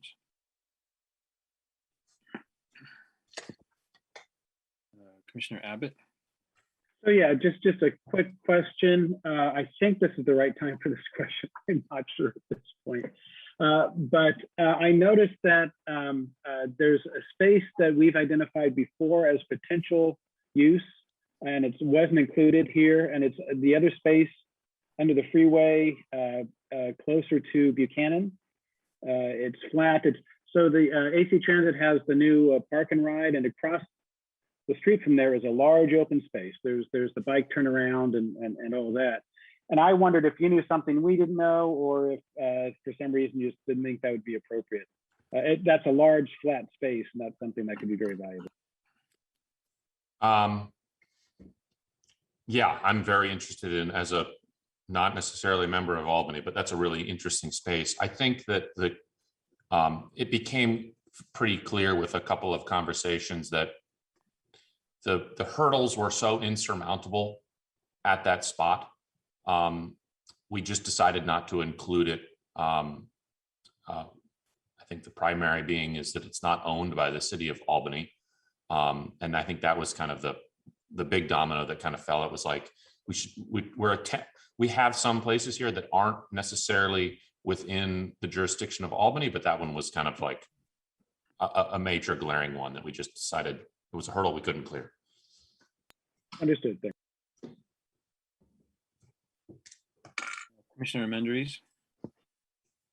I am just wondering, I noticed that there was not any mention of any indoor recreation in this plan, and I was just curious why that seemed to be missing. You know, that was never really in the scope of work for this Parks Master Plan, which I think it was. I don't know why. It was just not in the scope of the work. I don't have a really good answer for you on that one. Okay, and I do want to clarify, we're doing commissioner questions and we'll go to public comment on this entire item, and then we'll have some more discussion. Commissioner Chang Frank. Hi, so thank you. First of all, thank you. I think this plan looks really interesting, and I just, clearly you all have put an amazing amount of time and thinking on this. I just want to understand how to think about the plan, because there's some, clearly some of these sort of visioning or the diagrams of proposed locations for things haven't gone through any kind of public process, right? So it's just sort of just putting it out there. I'm a little bit though hesitant for the public to read it at some point and think, oh, is this what we're going to do? So how do we make sense of how to look at this and think about this? Because clearly anything that would happen would have to go through its own rigorous planning, architectural CEQA process. So can you help me understand that? We battled a little bit and in full disclosure, this was kind of a late thing, but we felt that it was better than not. And I think when it comes to the specific plans within the parks, as you are absolutely correct, and if they're not, we fully intend to put notes on them saying, plan is only here for diagrammatical and schematic and conceptual purposes, there would be a full community service if there was anything like that. But we thought it was valuable in a sense to bend the idea of thinking 10 years into the future. In my profession, we do that all the time, but I don't think that everybody really thinks about their parks as something that evolves. Our parks are something that do evolve. And we thought that including these plans was something that at least was one way of telling the story of how those projects begin to change and adapt each of the parks. And so that was kind of the intent of that. So yes, and thank you. And I guess my initial reaction, like when I see Memorial Park, is, even just some of the vegetation and the siting of the potential flex court I think the neighbors would have some issues with that. We did extensive, community input on the dog park location, and noise was a big concern. So there's so many reasons I would not want to alarm our community when it's like Todd, Abbott, and Brian and I went, and we know that flex court would be a problem, I think, for people, because anyway, so it's just one of those things that I worry about putting out there like that when we, as commissioners, we didn't really request that. And so I just wonder how we can sort of, maybe as when we come back and discuss it as a commission, we should talk about that, because I do have concerns about it looking this way as it's fait accompli, so I'm just trying to figure out how to navigate that, and before even public comments that we're about to receive. So thank you for that clarification. Okay, that does sound like a good discussion topic. Other questions people had? Okay. I have a question. Go ahead, Commissioner Kent. One of the categories was explore non-traditional parks, and I think you listed some, looks like traffic islands and some funny spaces between roads, which is great. But I was wondering if you had a chance to look at other opportunities, working with other agencies that have excess land, and I'm thinking a couple in particular. One being the Center for the Blind, which is actually a state facility, and they have that open space on the north end, which provides access to our Albany Hill from Adams. It's just like it's sitting there empty, unused. It's a right of way. I also, when somebody mentioned this earlier about service dogs, that might be an ideal place for a service dog meeting area, came to mind. But there's that type of place, and then maybe over at the agricultural facility, they have that huge, extensive lawn out there, which is just a waste of water. It looks like there's places that are government facilities that have excess lands they don't really use that might be co-opted in the sense, and if that was looked at anyway. The short answer is no, and sadly, it's a function of time and money and ability to impart any kind of vision on somebody else's property. I mean, and I think it falls into the Caltrans category, I guess, in a way. Yeah, exactly right. I'll let you. You just signed up to call. What is it? The federal government there on that one. So okay, take on that. We also. We had also an idea of where we had abandoned right-of-ways, and it became such an insignificant, small, like where we might be able to act on those things, that we had bigger fish to fry with all of an easier bar in that would be the school systems too.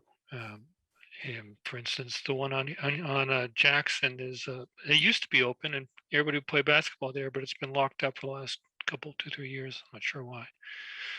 Again, I think that we would fully like that, and I think there's great opportunity for that at a number of the parks, but it fell outside of the is then now engaging the park or the schools, and it was again like we were trying to keep this to a 6-month process, which I think probably blown through already. But thanks. Okay, I had a couple questions. One was, let's see, for forget if it's this or on the Prop 68 one. It says Memorial Park lighting says it's already budgeted, but it's also on the Prop 68 list. Do you know anything about that? That we will talk next item. It is a Prop 68 next item. Project.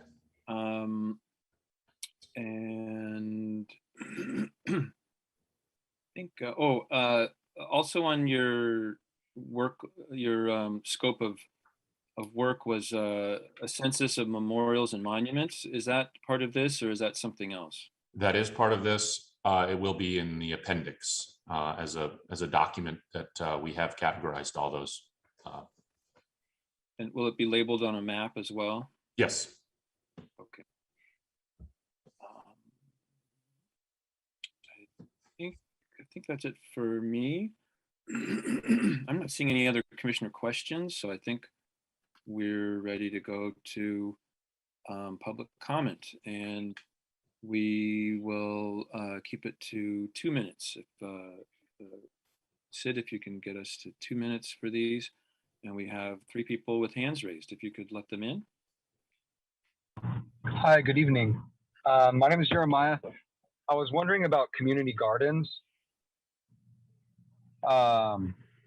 Maybe it's on your work plan. I just don't remember if I saw it or remembered anybody talking about a community garden. I think it's a great opportunity. You know, the sun is free, hopefully water's free, and hopefully air's still free, right? You know, with that trail on the median for Key Route, that's the start of a trail and the start of a growing community garden. I think the Key Route median is a wonderful place for a community garden, perhaps. It's a wide open space. I think we'd be more beneficial putting a community garden on Key Route Boulevard instead of a BART station, perhaps. I don't know if Albany needs a BART station, but so that, and also the Ohlone Greenway. I really am looking forward to all the improvements.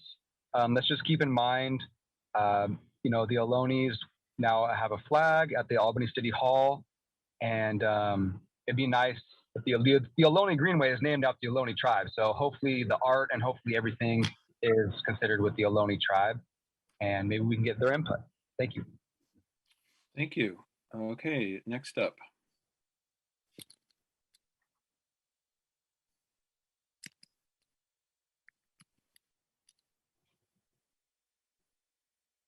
Hi, yeah. I just wanted to make a comment about the plan for where the flex courts are in Memorial Park, and the timeline that's attached to that. I was at a lot of the meetings and had a lot of great conversations with David and Brennan about this, and was a little surprised to see that, because one of the things that seemed obvious was there are 4 tennis courts at Memorial Park. They're almost never fully used all at once. And the idea of flex courts on the tennis court seems like it's a no-brainer, and it's the sort of thing that a couple of basketball hoops could be put up immediately, and it could be utilized. I worry about where the flex courts being its own standalone thing that would need to be graded and sequed and poured and all of that, that it wouldn't really happen. It seems like we're making a simple solution hard and putting this thing off for years and years into the future. And you know, those tennis courts are a great space. It's already paved, and people can sign up. So it just seems to me like if we want to let the kids play basketball or volleyball or whatever sooner, there's just a really easy solution there. And we see that that's a solution at Pierce Street and not at Memorial. So I don't want to see something that could be done simply made really hard. And we know that those things may never happen. Having to create a whole new build out. So that was it. Thanks. Thank you. Next.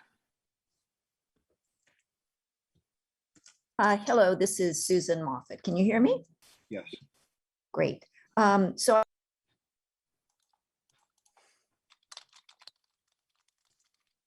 We can't hear you. Right No. Okay, now we can can. you hear me now? Yes.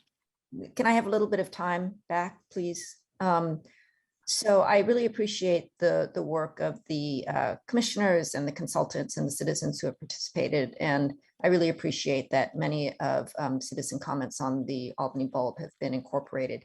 I'd like to make just a global comment, which is that it's essential that the plan be clear enough that the commission and the council know exactly what they're voting on. And I think in the interests of clarity, it would be really good if the consultants could create a plan that follows the format of the 2004 plan, just in the sense of having a text-only document that has a goal under which is policies, under which is actions. And all of those are framed, they're stated in the imperative mood. So it's establish this, study that. It's absolutely clear. I think right now the plan has a lot of pictures and a lot of bullet points, but it's really not clear what the plan is. And I'd like to just explain what I mean by going to the Albany bulb section of the project section, which is on page 7 of that section. So for example, you have 4 items for the Albany bulb, and I'll make concrete comments there. One policy is establish a memorandum of understanding that formalizes a partnership between the city of Albany and a nonprofit stewardship organization to facilitate arts and educational events. Yes, I appreciate that. I say yes, and I hope everyone will support that. Another item says establish a ground lease between Love the Bulb and the city of Albany to provide shipping containers, scale, storage, amenity, etc.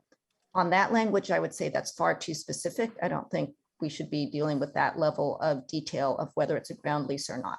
So I'm commenting on that language and saying, I think that should be more open-ended. Water recreation storage. It says allocate a storage area for recreational water activities. And there I would say that that might be rephrased to say study the possibility of X, because I think that will take more time. And then the example of access and circulation improvements at the bulb, it says circulation improvements at the SF Bay Trail. It's not a sentence. And then it gives some explanation. That's an example of where it really should be a verb saying, work with the regional park district to fix this problem. And I think throughout the plan, it would be really helpful if just a text-only version could be created. And I think that will also solve some of the problems that Commissioner Chang-Frank has mentioned about having images that are beyond what that we're not ready for. And so I think it's easier to be precise with the language to say, we're going to study this or we're going to do it. And then both the commission and the council can give a thumbs up or thumbs down clearly. Thank you. Thank you. Okay, next. Yeah, thanks so much for all your volunteer work and for staying late and for all your work on this project.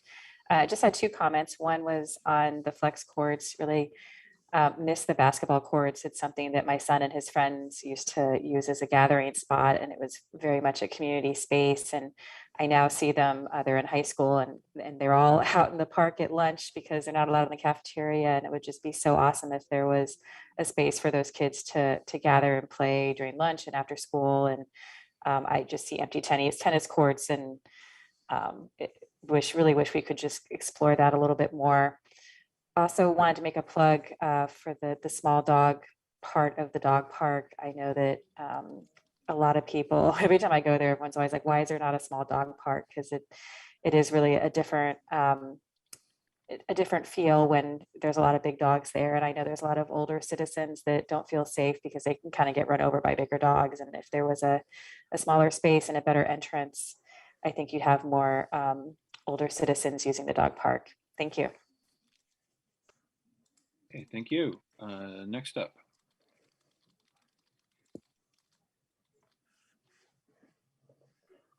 Hi, this is Britt Tanner. I'm assuming you can hear me.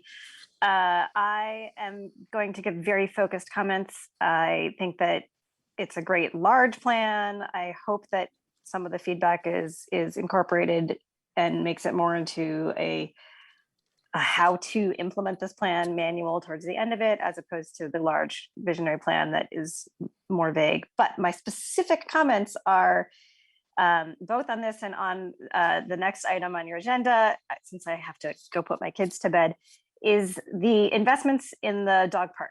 The dog park is identified as near term, and the changes that are recommended are very low hanging fruit, putting in a fence, improving some lighting, some shade trees. Low hanging fruit, really easy to implement. I hope that you approve that, keep that in the near term, and then also fund it in your next item on your agenda. Thank you. Okay, thank you. And it looks like our last public comment on this item.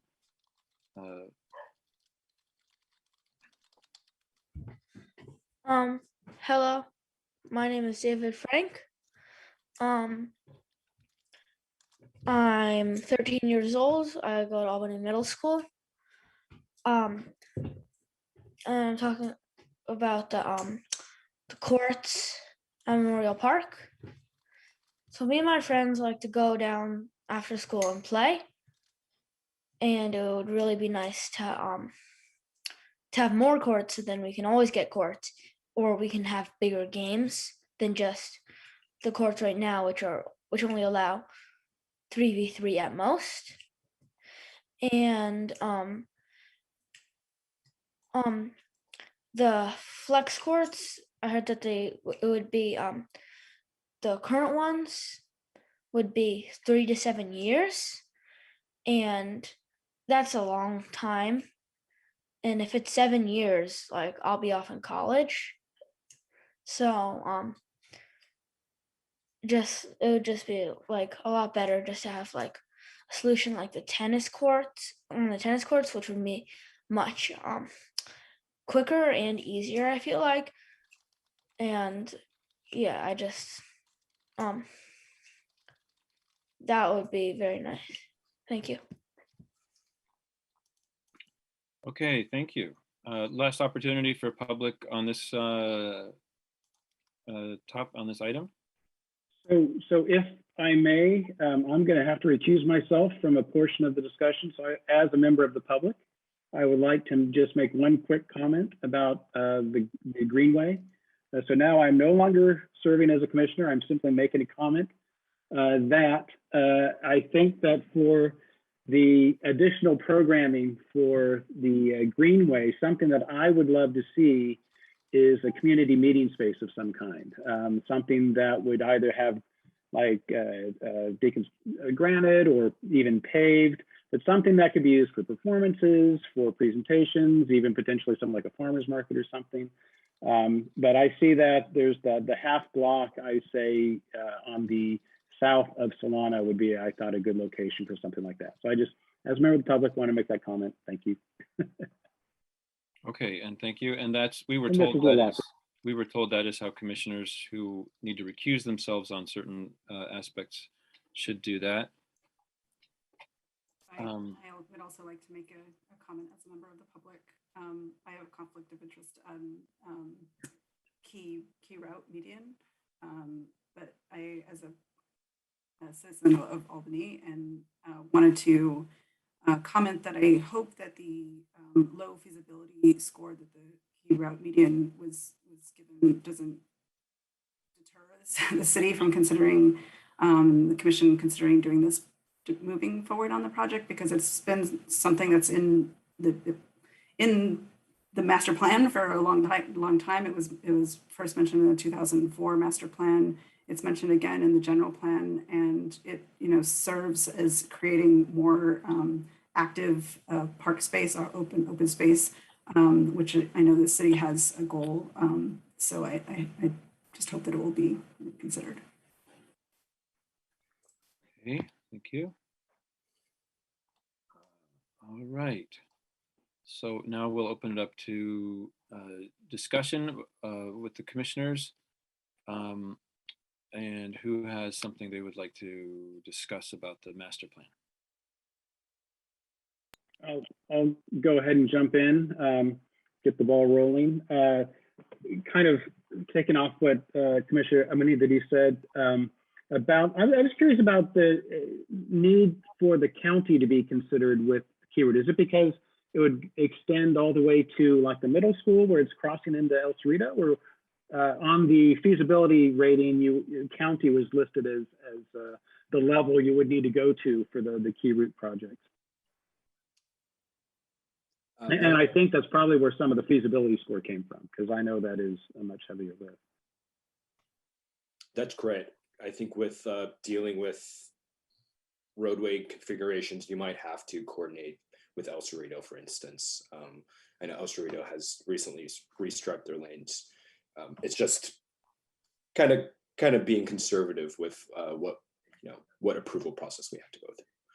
I think that probably is city, not county. I think I don't think there's a county road there, but it does cross a county boundary. But correct. And I just wanted to point something out that I didn't see in the report, and I really think it should be at least gestured or mentioned, that in that first block off of Solano, those trees, it's actually a memorial grove. So those plantings, there's the bench, and then the trees behind it in a line, those are all memorial trees commemorating the people listed on the memorial bench. And anything that was done would need to preserve those and even enhance them somehow. I just thought I would mention that. Commissioner Beal? Just on this particular thread, what I'd say is, this may be a slight error, because if we're not talking about making any improvements to the part of that road that borders with the county, I don't think that's legitimate. And by the way, I would say otherwise the whole thing's really good. I like the scoring system, but this may be just a case where that road happened to cross the county road, and we put it, unless it depends on the improvements we're talking about. If they're not on that block of that street, then I think it wouldn't matter. Sorry, just one clarifier. Commissioner Abbott, this is not in my brain here, but so you said there's a memorial grove on Key Route median or on the Ohlone Greenway? On the median, on the key road median. So there's the Torch of Freedom, there's the memorial bench, and then there's a line of trees. Those are memorial trees. Each one's planted. Yeah.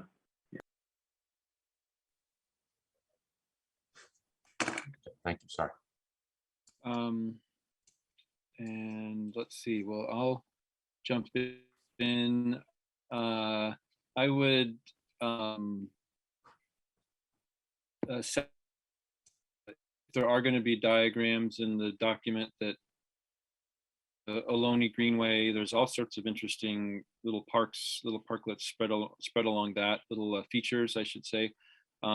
And Memorial Park is sort of I think my Wi-Fi is getting unstable, but the Memorial Park, the diagram, the picture there really gets one thinking. And I kept fixating on like, well, this feature's gone, and won't the baseball people care about that? And, and so I think there should either be, although I do appreciate how it gets the mind thinking, I think there should be major disclaimers whenever there's a visioning diagram of an existing park.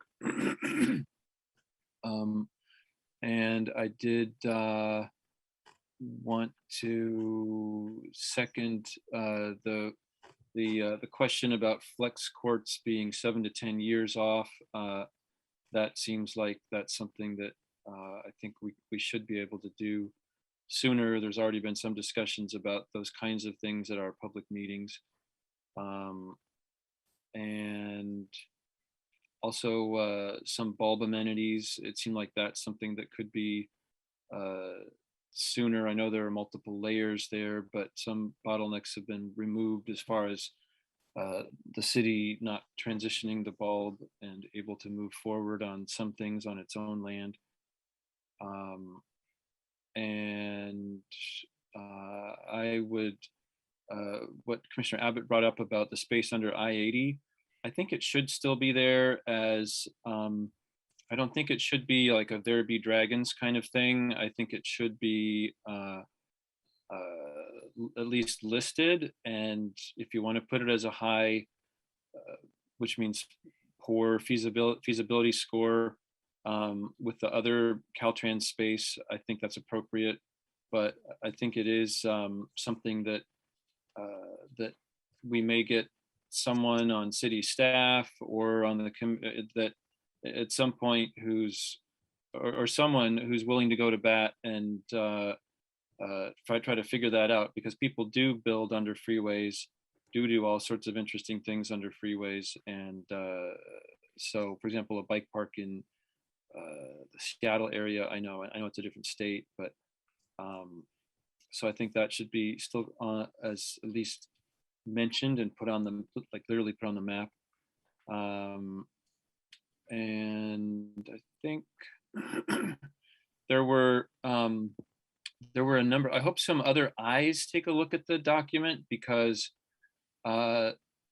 just some fresh eyes, I should say, because there were a number of sort of grammatical and occasional like misspelling of codornices, which I have been known to do myself, but in an official city document, we shouldn't have spelling mistakes and sentence fragments and things. So if people could take a closer look at that kind of thing. And I would echo the concern of one of the speakers about, although I do really appreciate actually the colorful graphics and the bullet points, and I think the presentation is actually helpful to understanding all of the information and just the assets that we have and in the city and the people's ideas for what to do with those spaces and the priorities. I think that's really helpful for us going forward. I would ask that you take a look at the previous master plan to look at its the wording of things to help people make decisions in the future. I did have one question when it mentioned Pierce Street Bike Park. Is that on the northern triangle of land that isn't currently developed, or would that be, it has like a low, which is favorable feasibility score, or would that be like in the open area? That would be in the triangle portion, Commissioner Martin. Okay, and that had a low, which was favorable feasibility score. That's correct. Yes. Okay, thank you. That was it for me. Other commissioner feedback, comments for the consultants to go back and, okay, Commissioner Beal.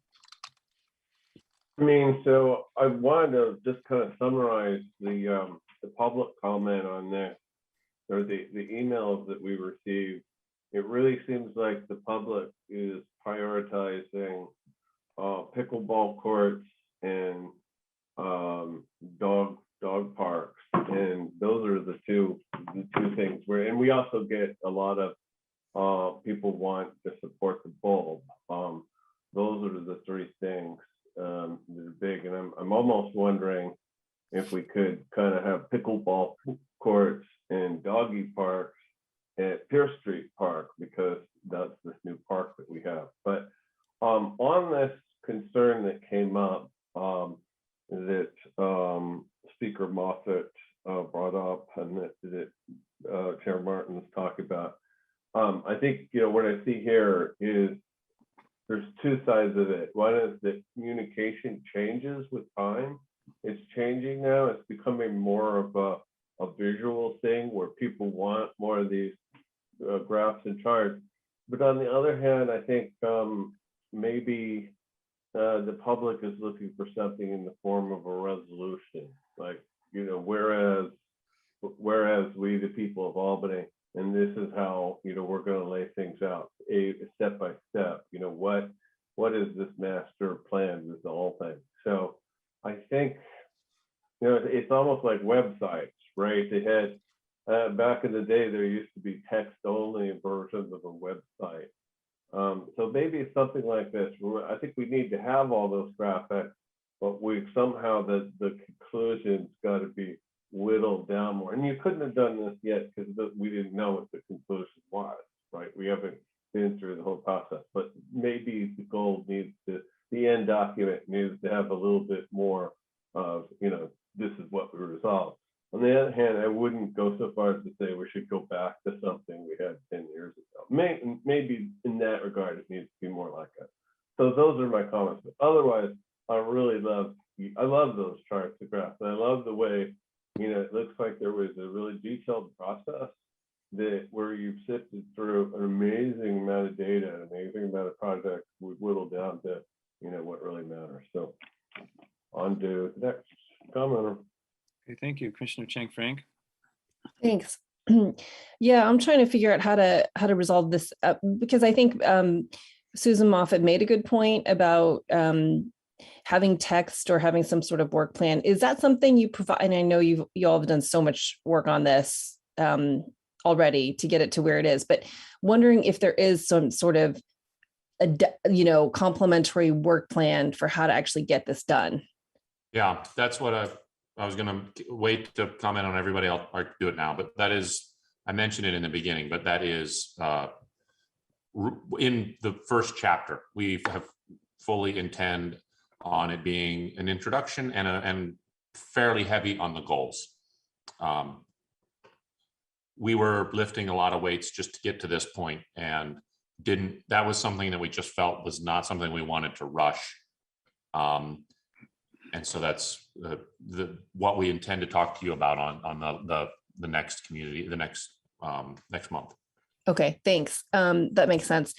The other thing, I guess I would agree with the other commissioners that I think there should, just be a lot of disclaimers about how this is not draft, this is just visioning, but I mean, I just personally, given what I saw for the Memorial Park plan, I would have some concerns displaying it that way, just, for a number of reasons. So I don't know if now is the time to make those comments or not, but one, I think the main thing I have a comment on for in terms of recommendations for Memorial Park is to have flex courts in the recommendation. Right now, it's not in there. It's on the map, right? But it's not actually in. You have playground improvements, you have new lighting, and you have dog park improvements. So the flex courts isn't even in that sort of on that page. So that's one recommendation. But then definitely draft, because I don't know what the neighbors will feel about those flex courts being cited there, or what the kind of, there's significant renovations that would have to happen to make that so.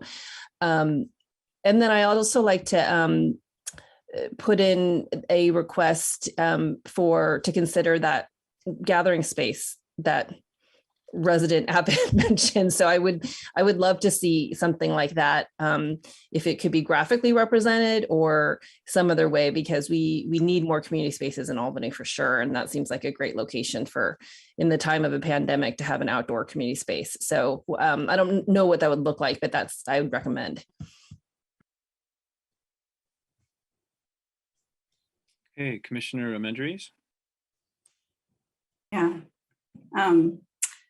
Let's see. I guess, I'm realizing maybe it is this introduction, this sort of like piece that's missing for me. Like right now, it kind of reads more of like a needs assessment for the parks, and so I'm looking forward to reading the intro and hearing more about how this might all tie together to help us prioritize. I think I noticed that you mentioned it in the beginning.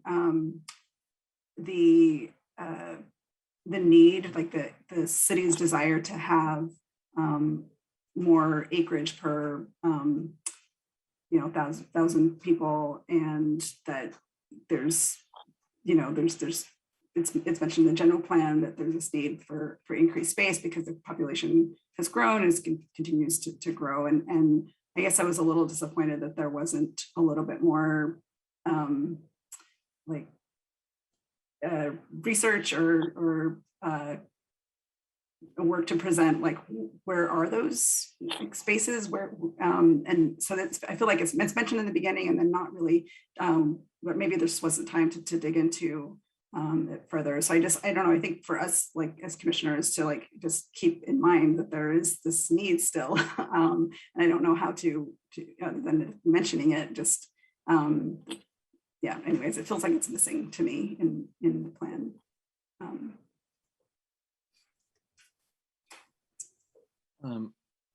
I would add to that. I also was wondering about that, and then I did see a diagram, or there is a page or two on potential expansion of parks, and I was wondering, thought that the city could find whatever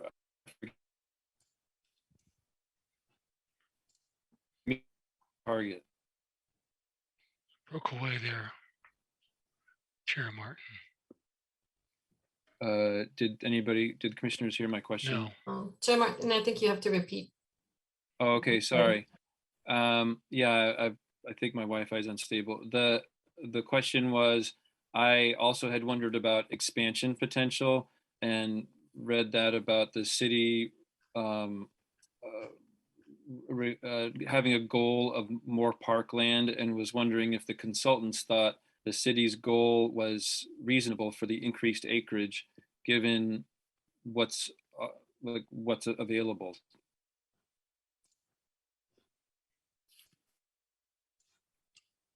That's a hot button topic.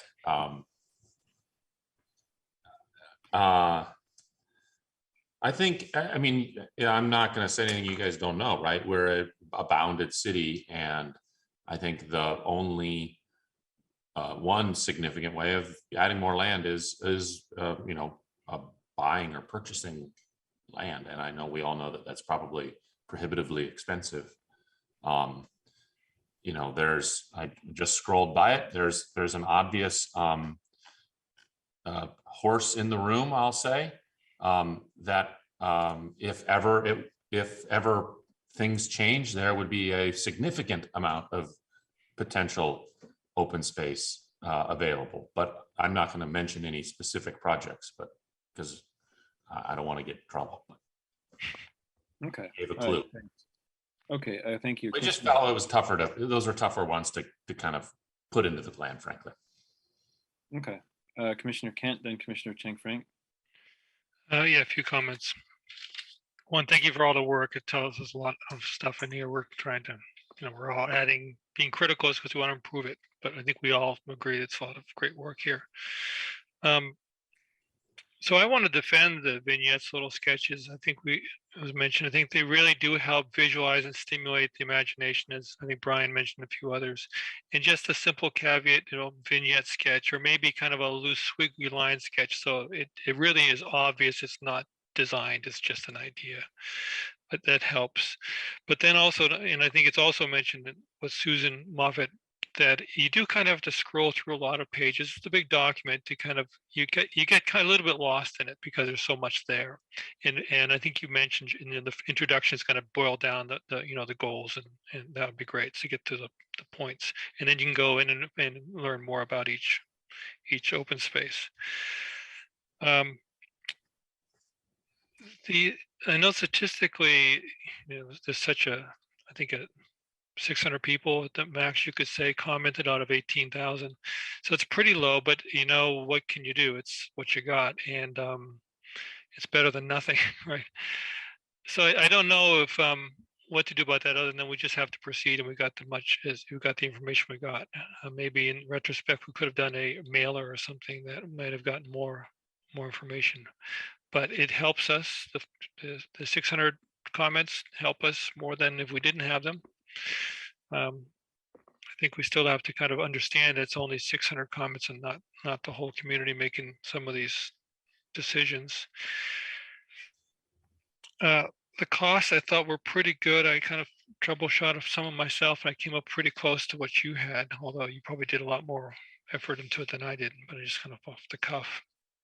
One of the things I was concerned about, though, was the not capturing, because as mentioned, we're running out of, we need more open space. It's stated in the beginning of your document how they want to add 20 acres. Maybe they can buy that.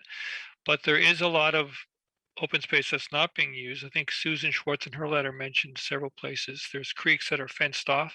We can take those fences down, put railings up if we're worried about safety, but that can be visually open. It can really enhance. Walking by a chain link fence is one experience. Walking by a railing on a creek is a totally different experience. And those are easy things to do to access more of our existing open space. I think those can easily, I don't know if they were brought up at any of the workshops. Sounds like they weren't, but maybe a little bit. Susan probably mentioned them. So those, and I think your diagram showing the key route cutoff just brought the idea that maybe, there's ideas where the streets can be temporarily closed, or maybe there's some excess street that can be taken over and reused for people space rather than car space is always an opportunity. Maybe a little beyond your scope of trying to do things, of what you've been tasked to do. So generally speaking, I think it gave us a lot more direction than we had 6 months ago. I think your method of distilling out high priority projects was a little confusing, but when you explained it, I see you weighted in different ways. And my only criticism was that those people that commented at the meeting are really skewing the results quite a bit, but maybe they should, because they showed up and they participated and they get that benefit. So I guess that's all my comments. Okay, great. Commissioner Chang Frank.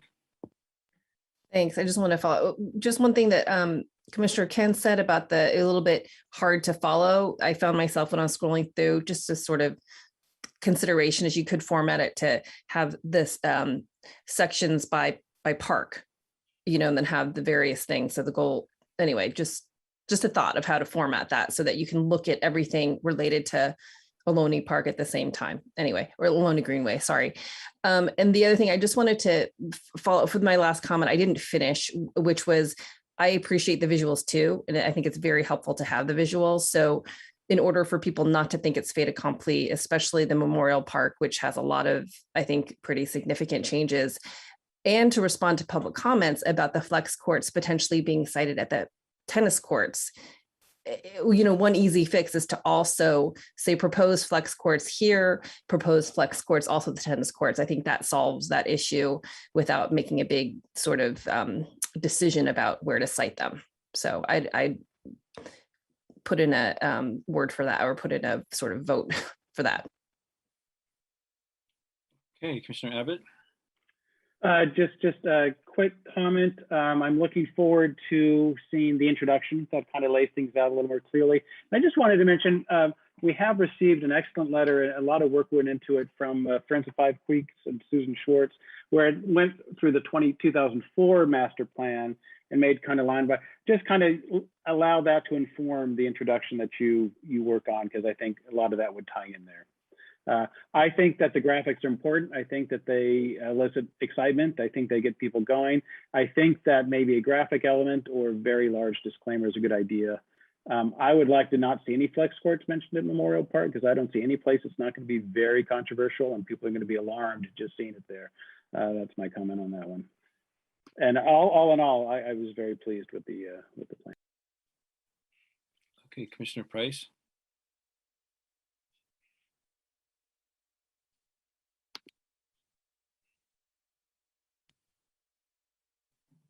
Sorry. This may be belaboring the point, but I also like the graphics, and yes, putting in notes as a to make them not overly promising is important. I do think that Susan made a good point of, in the description of what those projects are, being really clear about when we're talking about visioning for something, and when we're talking about like a definitive action or a design. And those really help explain like how we actually might approach a specific project, and clarify whether something is determined or not. That's it. I had a few additional comments. One was that for the Dartmouth Tot Lot, the new seating was mentioned, and it mentioned the eucalyptus, possibly reusing eucalyptus trees from Albany Hill. And I think I was given the agenda item on the City Council's docket for this Monday. There may be a lot more eucalyptus trees coming down. And many eucalyptus trees coming down. And so I don't know if that should be mentioned in this plan now, but just anyway, that eucalyptus benches should be used system-wide, and eucalyptus or just whenever trees are felled that are potentially reusable, that the city consider reusing them either as edging or benches. And so that's another thing is for thinking about flex courts, what about the baseball field? So I'm not that familiar with the Ocean View baseball field, that park there, but I was hearing people saying that it's used for soccer. You could fit 2 fields on it as well. And so what about the Memorial Park baseball field? I believe there's an MOU with the school district for that field. I don't know how much control the city has over that field, but if there's any way to squeeze more use out of that without harming the play surface, I think that's a huge amount of area that's underutilized, since it's mostly used for organized games, is my understanding, and then it's mostly vacant. Another question is, the last thing for now is a family member went to New Zealand and said they found there that I think shade awnings are required over every play structure, just like poles and some sort of, not a tarp, but some sort of sunshade. And something like Pierce Street Park, those play structures are right out in the sun, and it might take trees many decades to grow, and nothing's been growing out there. So is that the kind of thing that can be set up in this area as well? Commissioner Martin, yes, we have definitely been looking at eucalyptus benches. There's the ones on Albany Hill in our inventory seemed really great. So, no. Hold on, David. We were told, and I believe this is true, is because of the blight in those eucalyptus trees, they cannot be reused. It is something they need to be destroyed. I don't know what the method of it is going to be, but they are. I asked the question because I love reusing trees as much as we can, but no, it was because of the blight that's happening with that. They want to cull that as possible, and I think the thought is you start scattering that stuff around, whether it be in mulch or anything. It's not a good thing. So, totally. My apologies. I talked to Margot Cunningham, who is a staffer at the city, and we might have maybe mixed signals, but something we should investigate. Yeah, investigate. Okay, good. And then a multi-use baseball field. Tricky one with Memorial Park. We've taken all of these comments, and we'll ask the questions and investigate those more. I mean, I think. Yeah. Okay, thanks, Commissioner. And then shade awnings. I mean, I think that's becoming more and more frequent within the park system. I see a lot of them here in Berkeley as well as in San Diego. So it is required if it's a school, I think, or a business. Just quick, I just want to quickly echo Chair Martin's comment about the baseball field, which is city property, right, Isabel? Yes, it is. Okay. So, and I just from public comment before, I think there was, or at least maybe commissioner comments before, there was a real, we have no space at Memorial Park to expand and highest used park. So if we can, everything we can do to have more recreation opportunities wherever they may be.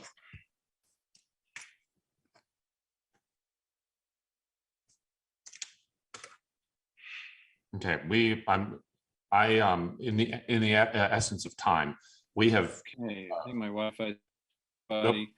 I'm looking for more comment and I'm not seeing any, so.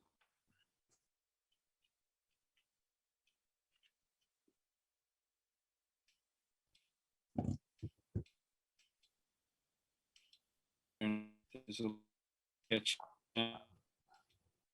Chair Martin, we can't hear you.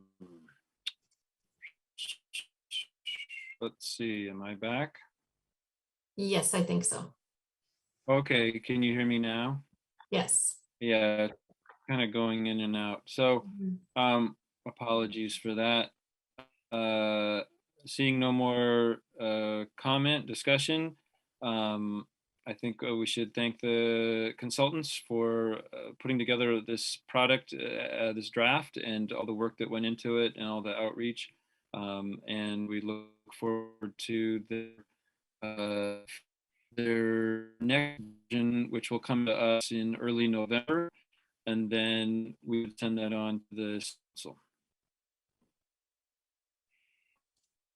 Okay. We still need to go on to the next item. Our leader's gone. Do we need Vice Chair Beal Vice to Chair Beal is step taking in a little bit here? Yeah. Okay. Can you guys hear me? Oh, now we can hear you. Now we can see you. Okay.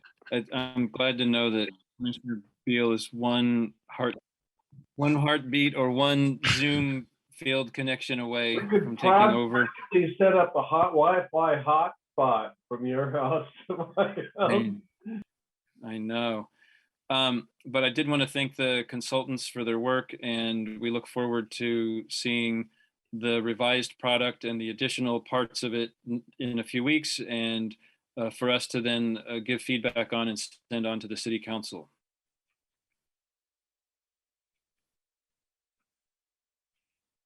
And next up, we have item 6.3.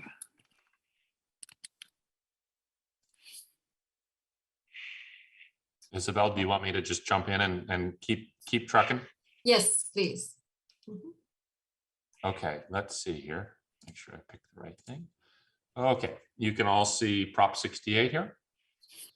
Okay, so we're here to now talk about Prop 68. And we do have somewhat of a pressing need for this because we're going to submit for Prop 68 funding that is due at in the end of December, and this is the normal window for the whole statewide grant. So, but because I think we've been a little bit sidetracked because we've been doing this master plan and we've wanted to at least able to prioritize some of those Prop 68 projects. This discussion maybe happened one meeting a little late, but I don't think that it's going to inhibit moving this forward. So some of the most important, so there are some key factors on how and what projects Prop 68 can accomplish. The biggest one for most of these projects is that it has a 2-year horizon, is that the money needs to be spent, built in a 2-year window, which is a tricky task in some regards. And so further on, the other parameters that there are how we allocate resources within the city, the equitable, how we are going to equitably fund some of the projects, as well as whether we and where we put that money across the city. Without getting too much in the weeds, is if you, I'm not saying this as clearly as I should have been, that if you don't spend it in a certain areas of the city, there is a matching requirement. It's a 20% match that you have to, that kicks in. And so that is another kind of a requirement for and parameters with regards to Prop 68. That was not very clear, and I'm already asking for questions. So, Brian, I think you're missing some slides. I am. You need to backtrack. Yes. Oh, that's my fault. Now I know why I'm off. I'm on page. Okay, so now I know why I'm lost. Okay, so what is Prop 68? It's a Parks and Environment bond. It's $4 billion from the state that comes in the form of money. Let's see here. I want to make sure that this is going off the rails here. Okay. Okay, there's a per capita grant program in the range of $189,000 that comes from the state, and an RIRE grant program that affords the city of Albany about $250,000. So that total is 450,000. I'm not the math guy, something. What's wrong here? Okay, so I'm trying to move fast as well because I know it's 15 to 10. So what we did is we took all of the projects from the project catalog and put them through a filter of, which is the farthest right filter, which is, are these projects eligible for Prop 68? And there are some no's, there are some maybes, and then there are some yeses. The other two columns are just as important, which is the feasibility of how feasible we think we can accomplish that project in the first 2 years. And just for references, we put the community score, which remember high it scored well. We got a lot of input on those numbers. So there's 2 pages of that, which is the entirety of those projects. Now, we did some thinking on this, and what we are bringing to you is our recommendation. And the recommendation is we have identified 7 projects. Some of them, new lighting from Memorial Park was already an approved project, but the funding got reallocated, and we're now adding that project. So really looking at 6. But these are 6 projects, and you'll see that they are spread out all over the city. I believe each park is getting some sort of an improvement. And we thought that this would be a good starting point for the discussion from you folks. But what is most important for us leaving this item is it would be great if you said, this looks great, and you all agreed and stamped, and we can move on. We do want to have some discussion though about it. But I think what is of critical importance, because of the timing that we need to do, and we do need to go to city council, is that we would like to walk out of here with some flexibility from you folks on options that we can walk away with, so that we can say, well, their first priority was building a $2 million playground. Well, we can't do that. So we're going to go down to option 2, 3, and 4 or something like that, so that we have some flexibility to build these projects or build the list of projects, knowing the funding that we have, so that we can go to city council. Now, and the reasons that we're asking for some options there is that we didn't want to bog you folks down with the piggy bank aspects of this.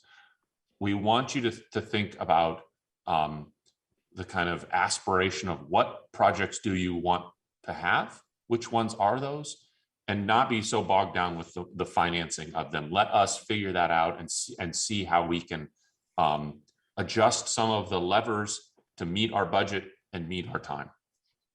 And I think that some of the parameters are that, which I already kind of butchered already because I didn't know which slide I was on, but the most critical one is the one really on the top, is that we have a 2-year time frame to really, if there is any design with these projects, is have them designed, have them engineered, and publicly bid those projects. So it's a tight window that we're talking about.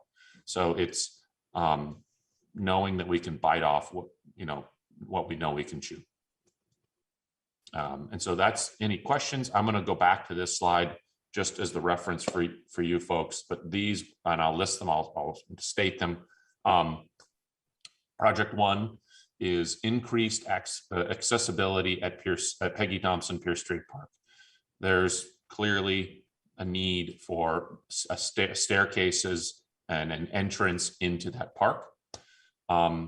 Shade improvements at Jewel Terrace Park has been, was also, and backing up, all of these have been mentioned in the community workshop process. So we're not pulling these out of thin air.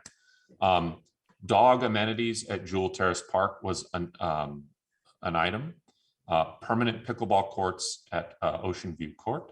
An upgrade and improvement of the seating elements at Dartmouth Tot Lot. The new lighting, which again, I'll reiterate, was something that was approved. It's just funding got reallocated. And then the final project is dog park improvements, which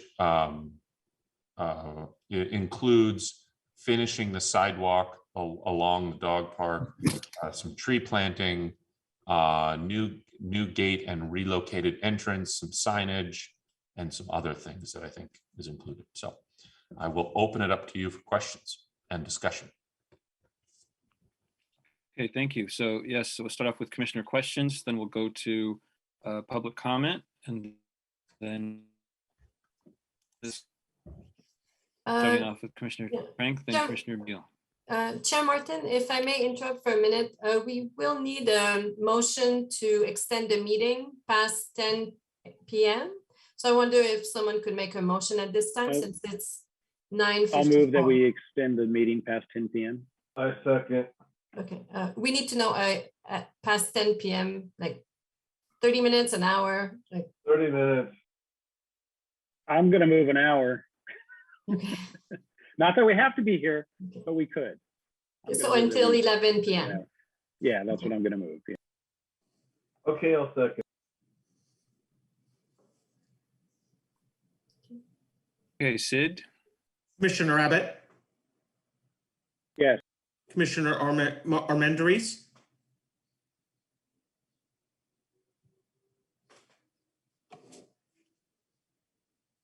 Yes. Commissioner Beal? Yes. Commissioner Chang Frank? Yes. Commissioner Kent? Yes. Commissioner Price? Yes. Chair Martin? Yes. Okay, Commissioner Chang Frank. Sure, I have a couple questions. For this 2021, when would we get an additional funding next? Is this like in another 2 years, or would next year we would find out about another amount of funding that we would get for a 2-year period? Just curious about that. That's one of my first questions. I don't know that answer. Commissioner Frank, yeah, that was also a question of mine. There are different versions of the Prop 68 grant funding that is a competitive grant cycle. So there are cycles. I'm not too sure about the per capita grant and the RIRA grant that we have been allocated money for. The pass-through grant funding is a one-time pass-through funding. Okay. And then well, but there's also Measure M money that comes for parks every year, but we don't seem to see that very much. I think it would be good to have an accounting of that to know what we can spend on parks projects. so yeah, Isabel, is there other funding that we get yearly that's significant? Well, as mentioned, Measure M is another funding source. And I believe the Measure M budgeting is on the city website as well, as to what Measure M has been used for and what is available for potential project. You don't have a ballpark figure off the top of your head? Okay. No, not.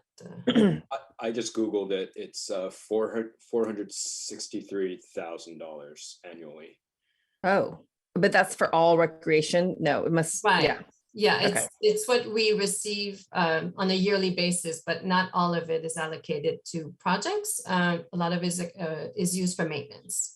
Okay. And then the other question I have is, can we add more projects that we don't necessarily have to do? Like, I guess I'm wondering, is there flexibility to sort of request a project we may or may not have the funds to do it, but at least it's in the queue if we choose to go that way? We're really only talking for this cycle, the 2-year window. So if a project's on the list and we can't get it done or not fund it in 2 years, that we don't need to put it on this list. No, but that's what I'm saying is, for example, if we find that we have extra money, that these projects don't cost the 460, is there a problem putting an additional project in that we don't actually complete? Good question. I think we would have for these 7 projects, we would have to do 7 separate applications. So if the funding doesn't match up, I don't think it'll work out in the end. Okay, got it. Thanks. Hey, Commissioner Kent, then Commissioner Beal. I'm up. Okay, I had a particular question about the dog park improvements in Memorial Park. The last line says drainage. Can't read it here, but I was reading earlier. Drainage issues tied to existing base field irrigation. So is that saying that the drainage issues are caused by the baseball, or you're trying to improve them by connecting it to the baseball? Because in my experience, those drainage issues are really expensive to repair because it means removing the clay soil and putting in sub drains, and so that might burn up a lot of the funds. I'm not quite sure what that last line means on that, what the intent is. I believe it was there's ponding issues at the dog park.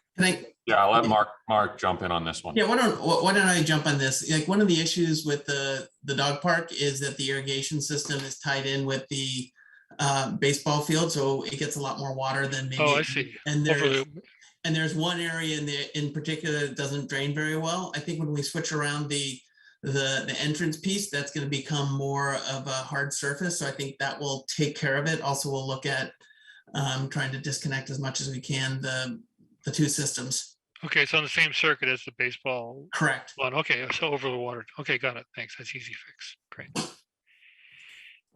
Hey, Commissioner Beal, then Commissioner Menderes. So I'm intrigued with this 20% bonus we get for Pierce Street Park because it serves underserved people.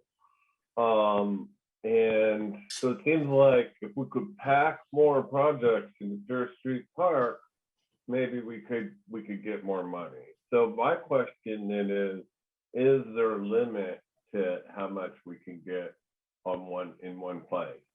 Could we spend if we wanted to, could we spend all the money at Pierce Street Park and move some of these other, maybe get more dog amenities, more pickleball courts at Pierce Street Park, and therefore get more money?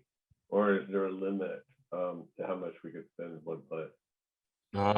We felt that by doing a significant project at Pierce Street Park, we felt the need to do a community process. And we thought that doing a community process, documenting that project and building the project would become potentially tricky in that 2-year time period. And that is one of the reasons why we shied away from putting it all in Pierce Street Park, simply because of that. We want to spend a lot of money at Pierce Street Park, but with this given grant cycle, it's just so timely. And the other thing I want to, go ahead. Oh, can I jump in? For me, this kind of grouping of projects is very attractive because what I get frustrated with, projects of this scale are very difficult for us to execute because they do take a lot of staff time.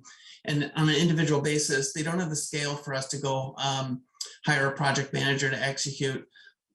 Lumping them all together is attractive because it gives us scale to go hire a project manager manage these. They're separate projects, but we can manage them as a single project over, a fairly short time horizon. So that's attractive for us. Also, all of these are, or most of these have gone through the commission at least once, or been ideas that have been floated around in the terms of, pickleball, the lighting, the dog park. These are things that we want to get done, and getting these done with these funds is, I think, very attractive from my perspective. And then that frees up time and headspace for other things down the road. And also, if I may just clarify that the 20% match only applies to the per capita grant. It does not apply to the RIRE grant. Okay, Commissioner Amenderies. Yeah, I know you said to not worry about the price right now. That was the first question that came to my mind, was how much does each of this cost? So do you have like a ballpark for like the 7? And is it possible that like one of them is going to fall out because you'll go over the amount? No, we have a high level of confidence that we'll be able to accomplish these 7 for the $436,000. Okay. One follow-up. So one thing we've done is we've been working with a grant person who's done these grants before. And so my guess is some projects are going to be higher, some projects are going to be lower, but we structured it so that the total bottom line amount will cover the entire grant. We might have to work with them to shift money from one project to another project, but the expectation would be that all of these would get done with the grant plus the match. Okay. And my second question is, I see that the volunteer storage shelter at the Albany Bulb, you mark as a no for this because of stakeholder complexity. But is that true that other stakeholders will have to weigh in if it's completely on Albany property? Well, Mark, you want to take this one? Or sure. And this is more Jeff Bond's world, but I'll wade into that for a moment. So there's a big regulatory compliance issue that has to get resolved there before I think we can really do anything without going to the regulators around the landfill. So it gets even dicey doing potholes and things out there. So that's the big inhibitor for any project out there right now.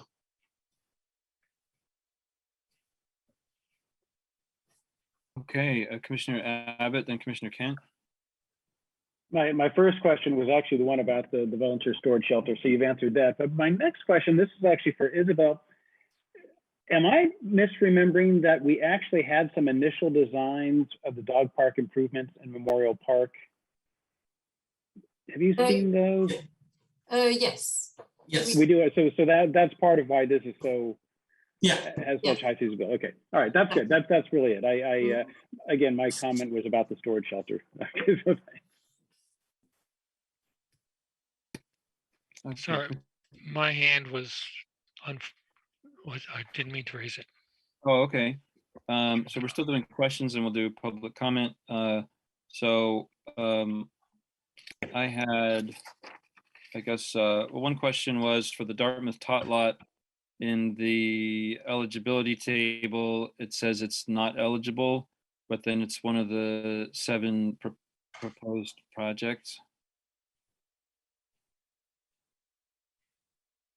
It just says no, and then it does say Prop 68 eligible, but other projects are higher priority. So either way, that statement is problematic. Yeah. That's a mistake on our part. That's clearly a mistake. Seating element upgrade is a Prop 68 eligible. Yes. So is and so would the community art is not. Excuse me. Okay, and then let's see other questions.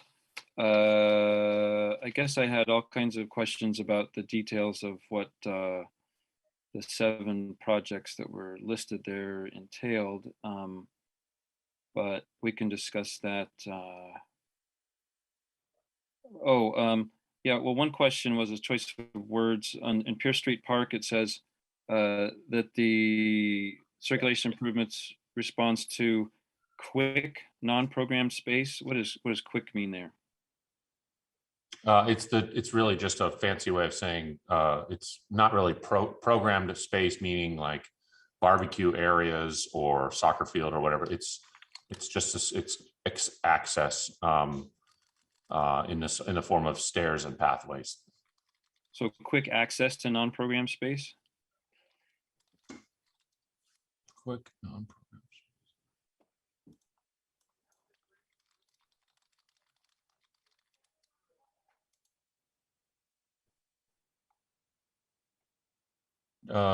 I'm having trouble reading it because I'm so small. Sorry, bear with me.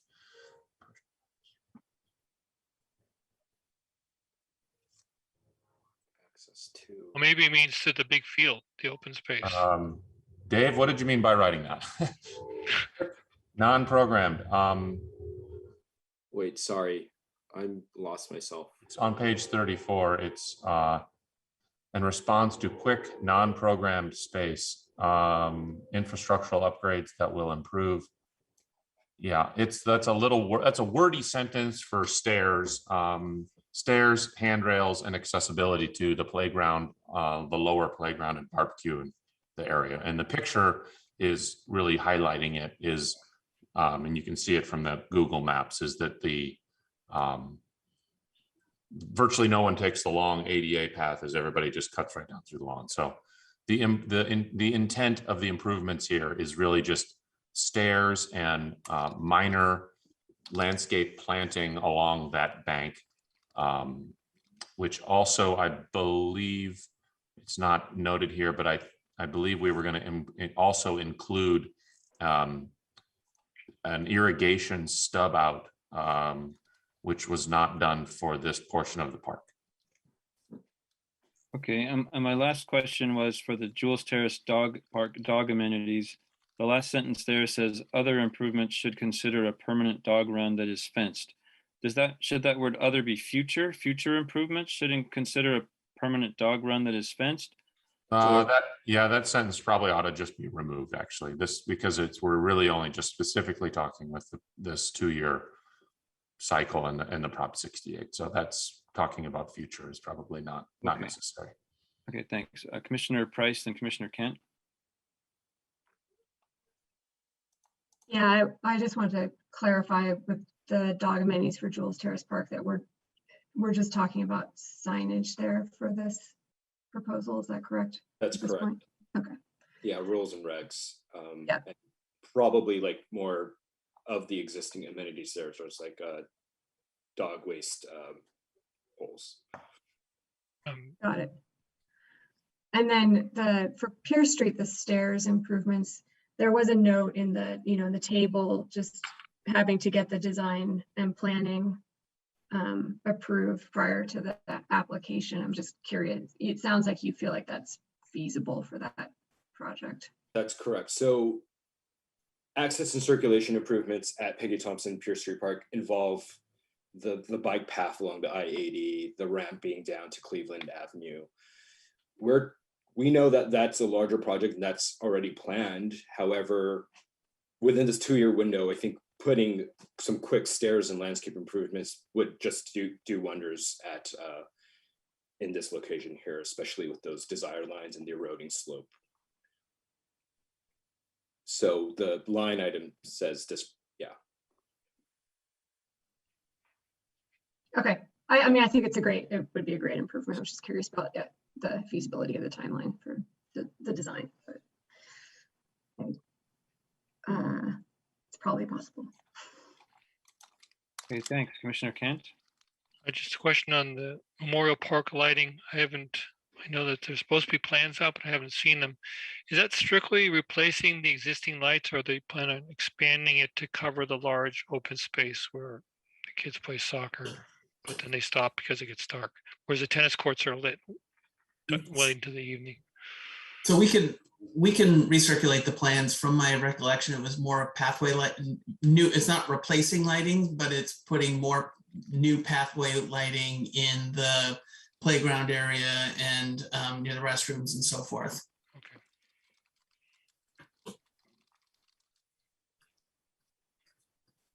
Yeah, that's my recollection as well. I'd like to expand it, but whatever the budget can bear, it'd be great if we could expand it. We can recirculate the plans, and so the new commissioners can get a look at it. It's been a couple of years since it's come to the commission. And I would just jump in and say that more extensive lighting was specifically not planned because of concerns from the neighbors. They don't want bright lights. So we've been talking about fairly subtle lighting, pathway, and then the base of trees shooting up into the trees. That's what we considered, way back when we were first talking about. Okay, if there's no other questions from commissioners, let's go to public comment. This is an opportunity for public to raise their hand and speak to this item. Okay, looks like we have one hand raised. You have 2 minutes. Sid, if you could set up a 2-minute timer. Yeah, no, I just have a question about what it would cost to put up a couple hoops on the basketball, on the tennis courts at Memorial Park. Just wondering, that seems, again, like it could be a pretty inexpensive addition. So I was just wondering what the cost would be for that. Okay, thank you. Mark, is that something you can address?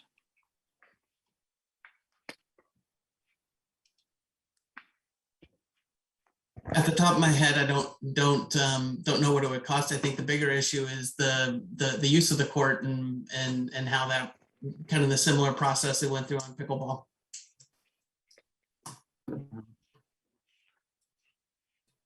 Okay. All right. Do consultants have any sense of the cost or the complexity there? Nothing that I want to put out as a guess. I mean, there's potentially a structural improvement with the foundation for potential basketball. There's restriping. So it's not as easy just to say $25,000. There's some things that I would prefer to figure out, but something that is not impossible to do. Okay, so thank the public for the comment and the question, and move on to discussion as we come up with a list of items to recommend for funding from this source. Do we have any commissioners who would like to begin?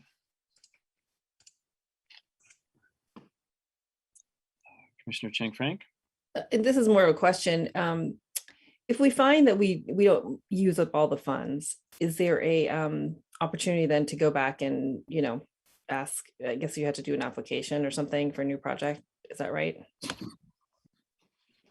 Yeah, I'm pretty confident that we will use up the funds in a way of, and as an example is, we're going to start working on really identifying these projects. And for instance, if I'll use the Peggy Thompson Pierce Street Park is if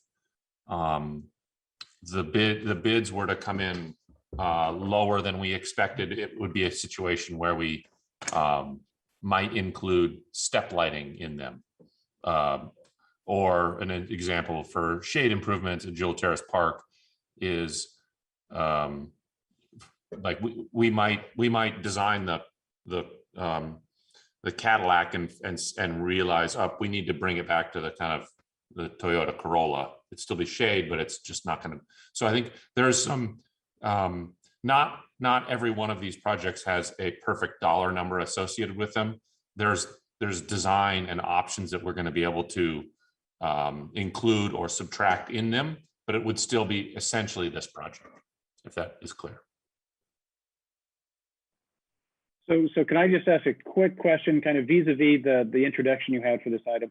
What you're looking from us is like a sense of priority for these projects and then possibly some backup projects in case something falls through here. Is that what you're asking for from us?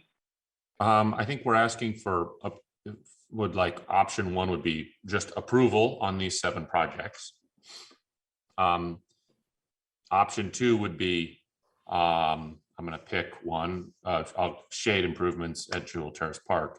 If all of you felt that wasn't significant enough of a project, and that we would rather do, this is where it's a little dicey of picking another project, but something that is within this kind of character of project improvements that of, that we could that could be an option, if that made any sense.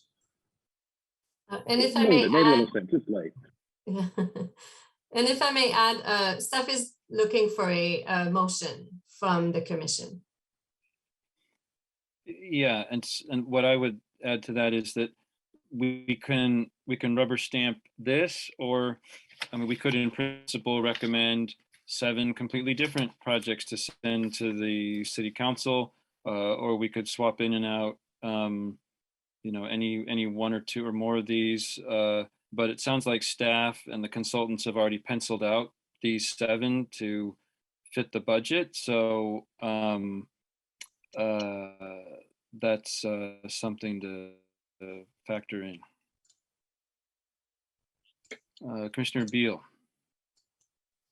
Yeah, so along those lines, but slightly different question. So what happens if, so we have our 7 projects and it gets to December 30th of the 2nd year and we haven't finished one of those projects? Does that mean we have to pay back that money? We don't get that money. We can spend that money on one of the other projects. What are our options at that point? And you're obviously trying to rule out that possibility, but what would happen in that scenario?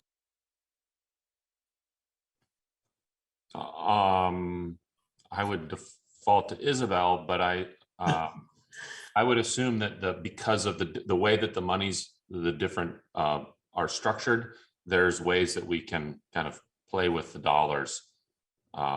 Yes. The state allows us to reallocate funding to existing projects if we need to. Yeah. But we can't reinvent a new project at the last minute. I guess that's my point, right? We have to have enough projects on here that if we don't use up, so that's kind of okay. So my approach to this, or my thought would be that we want to have a suite of projects that will, satisfy the grant.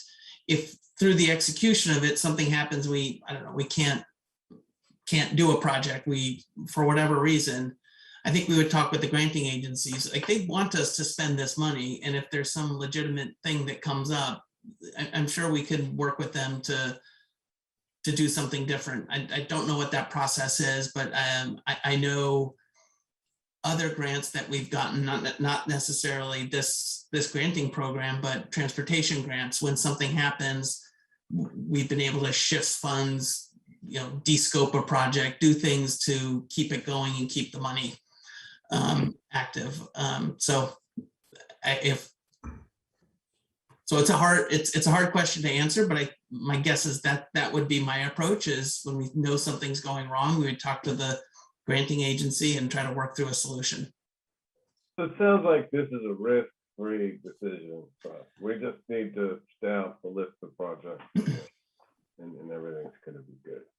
So, anyway, thank you. Okay, Commissioner Chang Frank.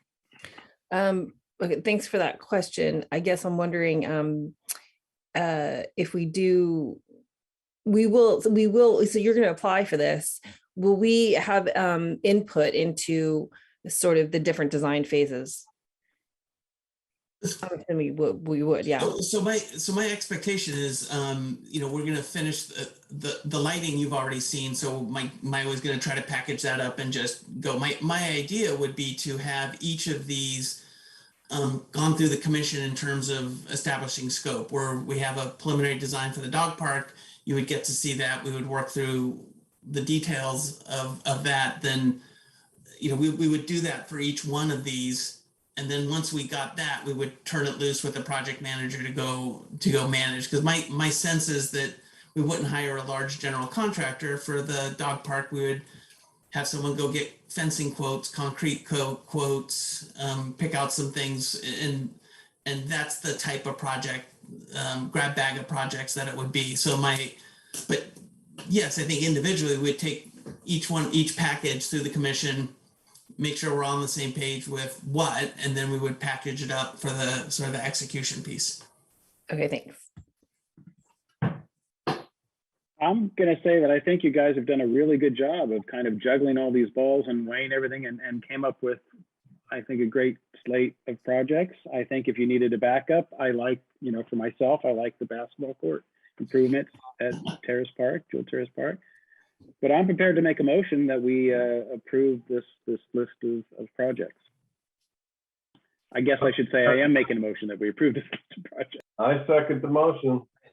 I still have some discussion for myself, so I think we should hold off for a moment to finish this discussion, or I guess if there's been what's the rules of order there? I guess if there's you can still discuss after there's been motion. You can still discuss. That's fine. Okay. So one thing is with Pierce Street Park, it was identified as the one park that qualified under, was it income in the neighborhood? Is that it? It serves an underserved community. An underserved community. Okay. And one question is, why do you think Ocean View Park wasn't, since it's mostly near Commissioner Martin, if I could interject, this was coming from the state. So the state has already identified severely disadvantaged communities. That's the legal definition that the state has provided. So okay. It has that, yeah, exactly. Okay, so for whatever reason, the one at Ocean View wasn't designated. And do you know, okay, so then just to be clear, the money we don't spend at Pierce Street Park, I know at least, one commissioner was thinking that there's like a bonus we get, but really it's a penalty we pay, that the city has to chip in its own money from whatever fund, I don't know, general fund or Measure M or whatever, to cover anything that's spent from that 190,000 roughly at other parks. So I think the public gets more of its bang for the buck if we do put more at Pierce Street Park. So I think, and as the state has designated that community as an underserved community, and equity was mentioned as one of the things that's important for Prop 68, equitable funding distribution. I would point out that equitable doesn't mean equal. So equitable doesn't mean every park gets something. Equitable means the more disadvantaged gets more and the more advantaged get less. So I think that should frame our discussion on should go in Pierce Street Park. I do recognize that there haven't been a whole lot of projects that have come forward to the commission that have already been vetted, basically. And so that presents, for that park, so that presents something of a dilemma. But I would encourage some more brainstorming on things that would still be doable in the 2 years that would make that park more fleshed out and useful for that neighborhood. Commissioner Martin, you brought up, for example, yeah, go ahead. Commissioner Martin, you brought up something kind of interesting earlier. You talked about shade sails at, over a playground, and we recognize that there are some. It's a difficult area to provide trees for shade.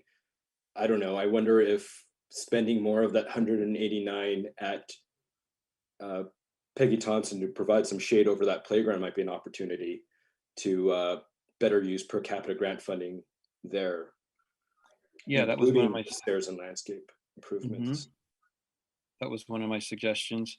That would be my recommendation as well.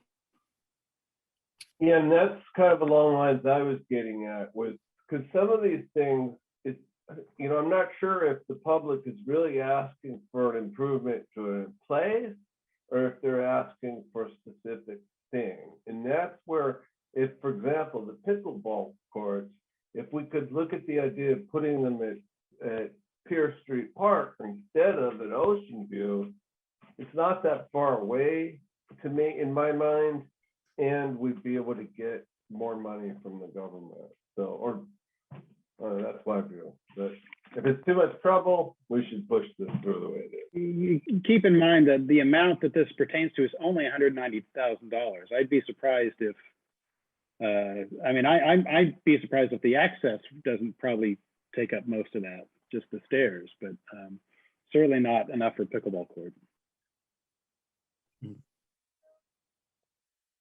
Okay, so I think an awning would be a great addition to that. And are there any other things consultants can think of, or staff can think of, that, or commissioners that have come before us that would be kind of no-brainers there? I see the list on the consultants came up with, or many of the things are. What about the dog park though? Wouldn't it be relatively easy to put a dog park at Pierce Street Park?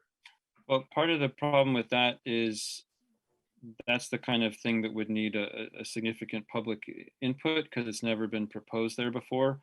And so then we have the 2-year time window to get the thing completely finished.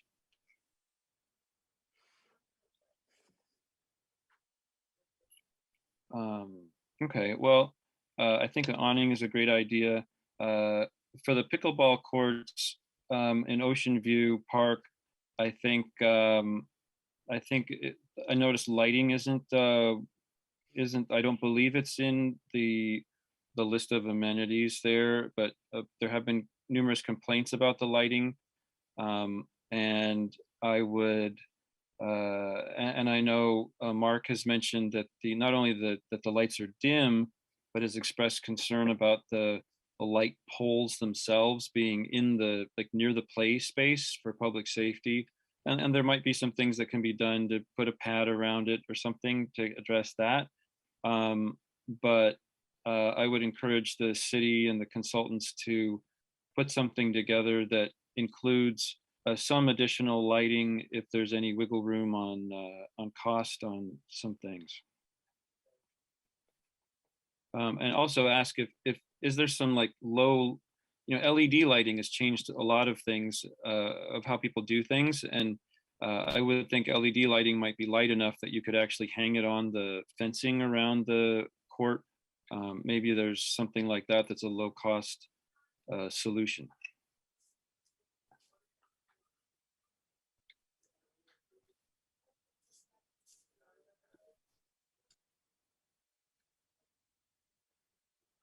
And that's it for me for that. Although I would like to hear feedback from Mark or the consultants about the lighting improvements, adding that to the pickleball court. So I hadn't contemplated in this is redoing the lighting. I guess we could look at swapping out the, I don't know what type of lights they are there, but it doesn't seem like they were designed for playability because it is just dark. So we could see what we can do, but I don't think we would be able, with the money that we have, to put in new lights on the exterior of the court.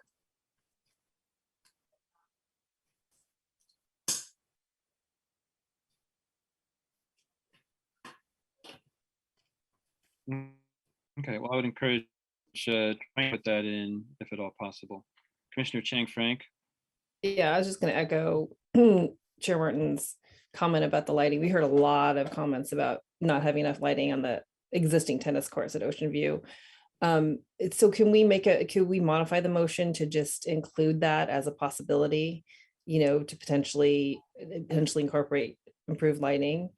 And also for the stairs and for the Pierce or Peggy Thomas Pierce Street Park, the awning, I always prefer trees if possible, but or awning and or trees. But I think landscaping improvements already includes trees, right? Okay, so maybe that's a moot point. Anyway, I would say with those modifications or if the motion can include those changes. That sounds good to me, yes. But, yeah. So the changes are to include a canopy for the play structure at Peggy Thompson Pierce Street Park, and to consider or lighting improvements at the Ocean View tennis/pickleball courts. Is that correct? Yes. Yeah. All right, that sounds good. Do I need to restate the motion? I hope not. I second the motion is not restated. Okay. All right. Sid, can we have a roll call vote? Hold on, more discussion here. More Oh, I'm discussion. sorry. If we're adding those things in, that means something else is getting kicked out, right? It's only so much money. So if we're putting a shade structure in that, 30,000, and then more lighting, 30,000, 60,000. So we're losing something here.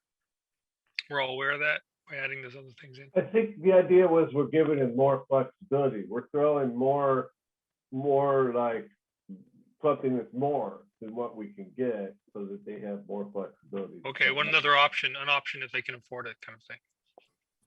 If I could provide maybe a little clarity, is that the motion might read something like that you approve these 7 with options for seeking improvements at lighting improvements at the pickleball courts and shading of the play structure at Pierce Street Park. Okay, and the other question I had is on permanent pickleball courts. Does that mean both tennis courts turn into pickleball, or just converting one side to 2 courts? Just one tennis court is being removed. How many exact pickleball courts, we don't have that yet figured out, I believe. I think that still needs to be determined. Yeah. Yeah. Still need to be determined. Okay. Mm-hmm. All right, I'm ready. Done with my questions. So are we going with Brennan's suggestion of a motion? Yeah, I like the way that was stated, that those become optional items if time. I second liking the way he said it. Okay.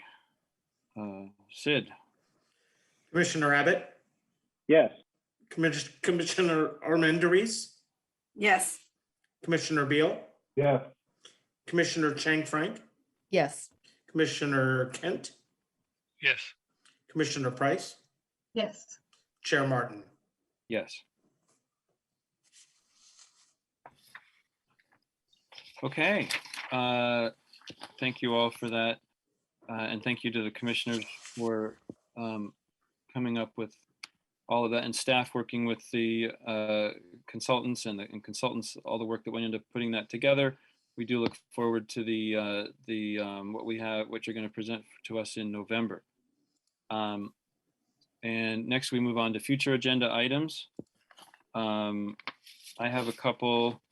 One is I would like to see an update on Prop M funding, or not Prop, but Measure M funding. It's something that I think we and the public are not as aware of as we should be, as for how much is being spent. I know that the Public Works is supposed to present to us a few times a year, and I would like to, maybe Isabel can tell us, or Mark, when the next presentation on Public Works maintenance report is going to be, but I think that'll help us as a commission and the public to know how much of that, of the Prop M funding, Measure M funding they approved is going towards part of what it says it can go towards, which is new park amenities. If I might, there's a very clear table on the city website that spells that all out. You could probably answer all your questions in 2 minutes if you could Google it. But another issue is, I don't think those dollar figures were specified in Measure M, but maybe they were, and those percentages. And if there weren't, then it's a public process to decide what they should be. And that's something that could come before us, I think. Isabel, your thoughts on that? I'll have to look into it further. Okay, thanks. Mhm. Other suggested future agenda items? I think we may want to give you a subcommittee report on the restroom. We didn't do it this time, because we had the master plan update. We did get one comment since the last meeting, but I think, we'll give you a short report, very short. Okay. And then Isabel, can you also comment as to when the next Public Works update is supposed to be? I think that's supposed to be twice a year. Yeah, I'll have to confer with Mark on that and let you know. Other requested agenda items.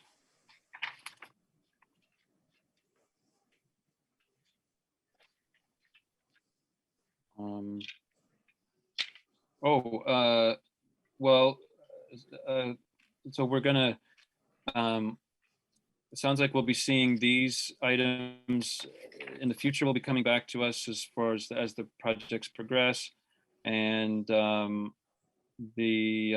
think the eucalyptus trees on Albany Hill might be coming before us soon.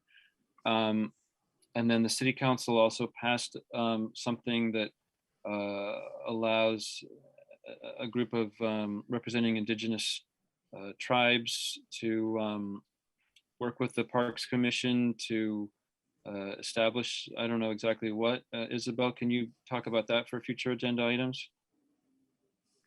Yes, we'll prepare an agenda item for you and come back to the commission with a specific recommendation for the direction provided by council. Can you tell us what the item is, though, that he just talked about? What?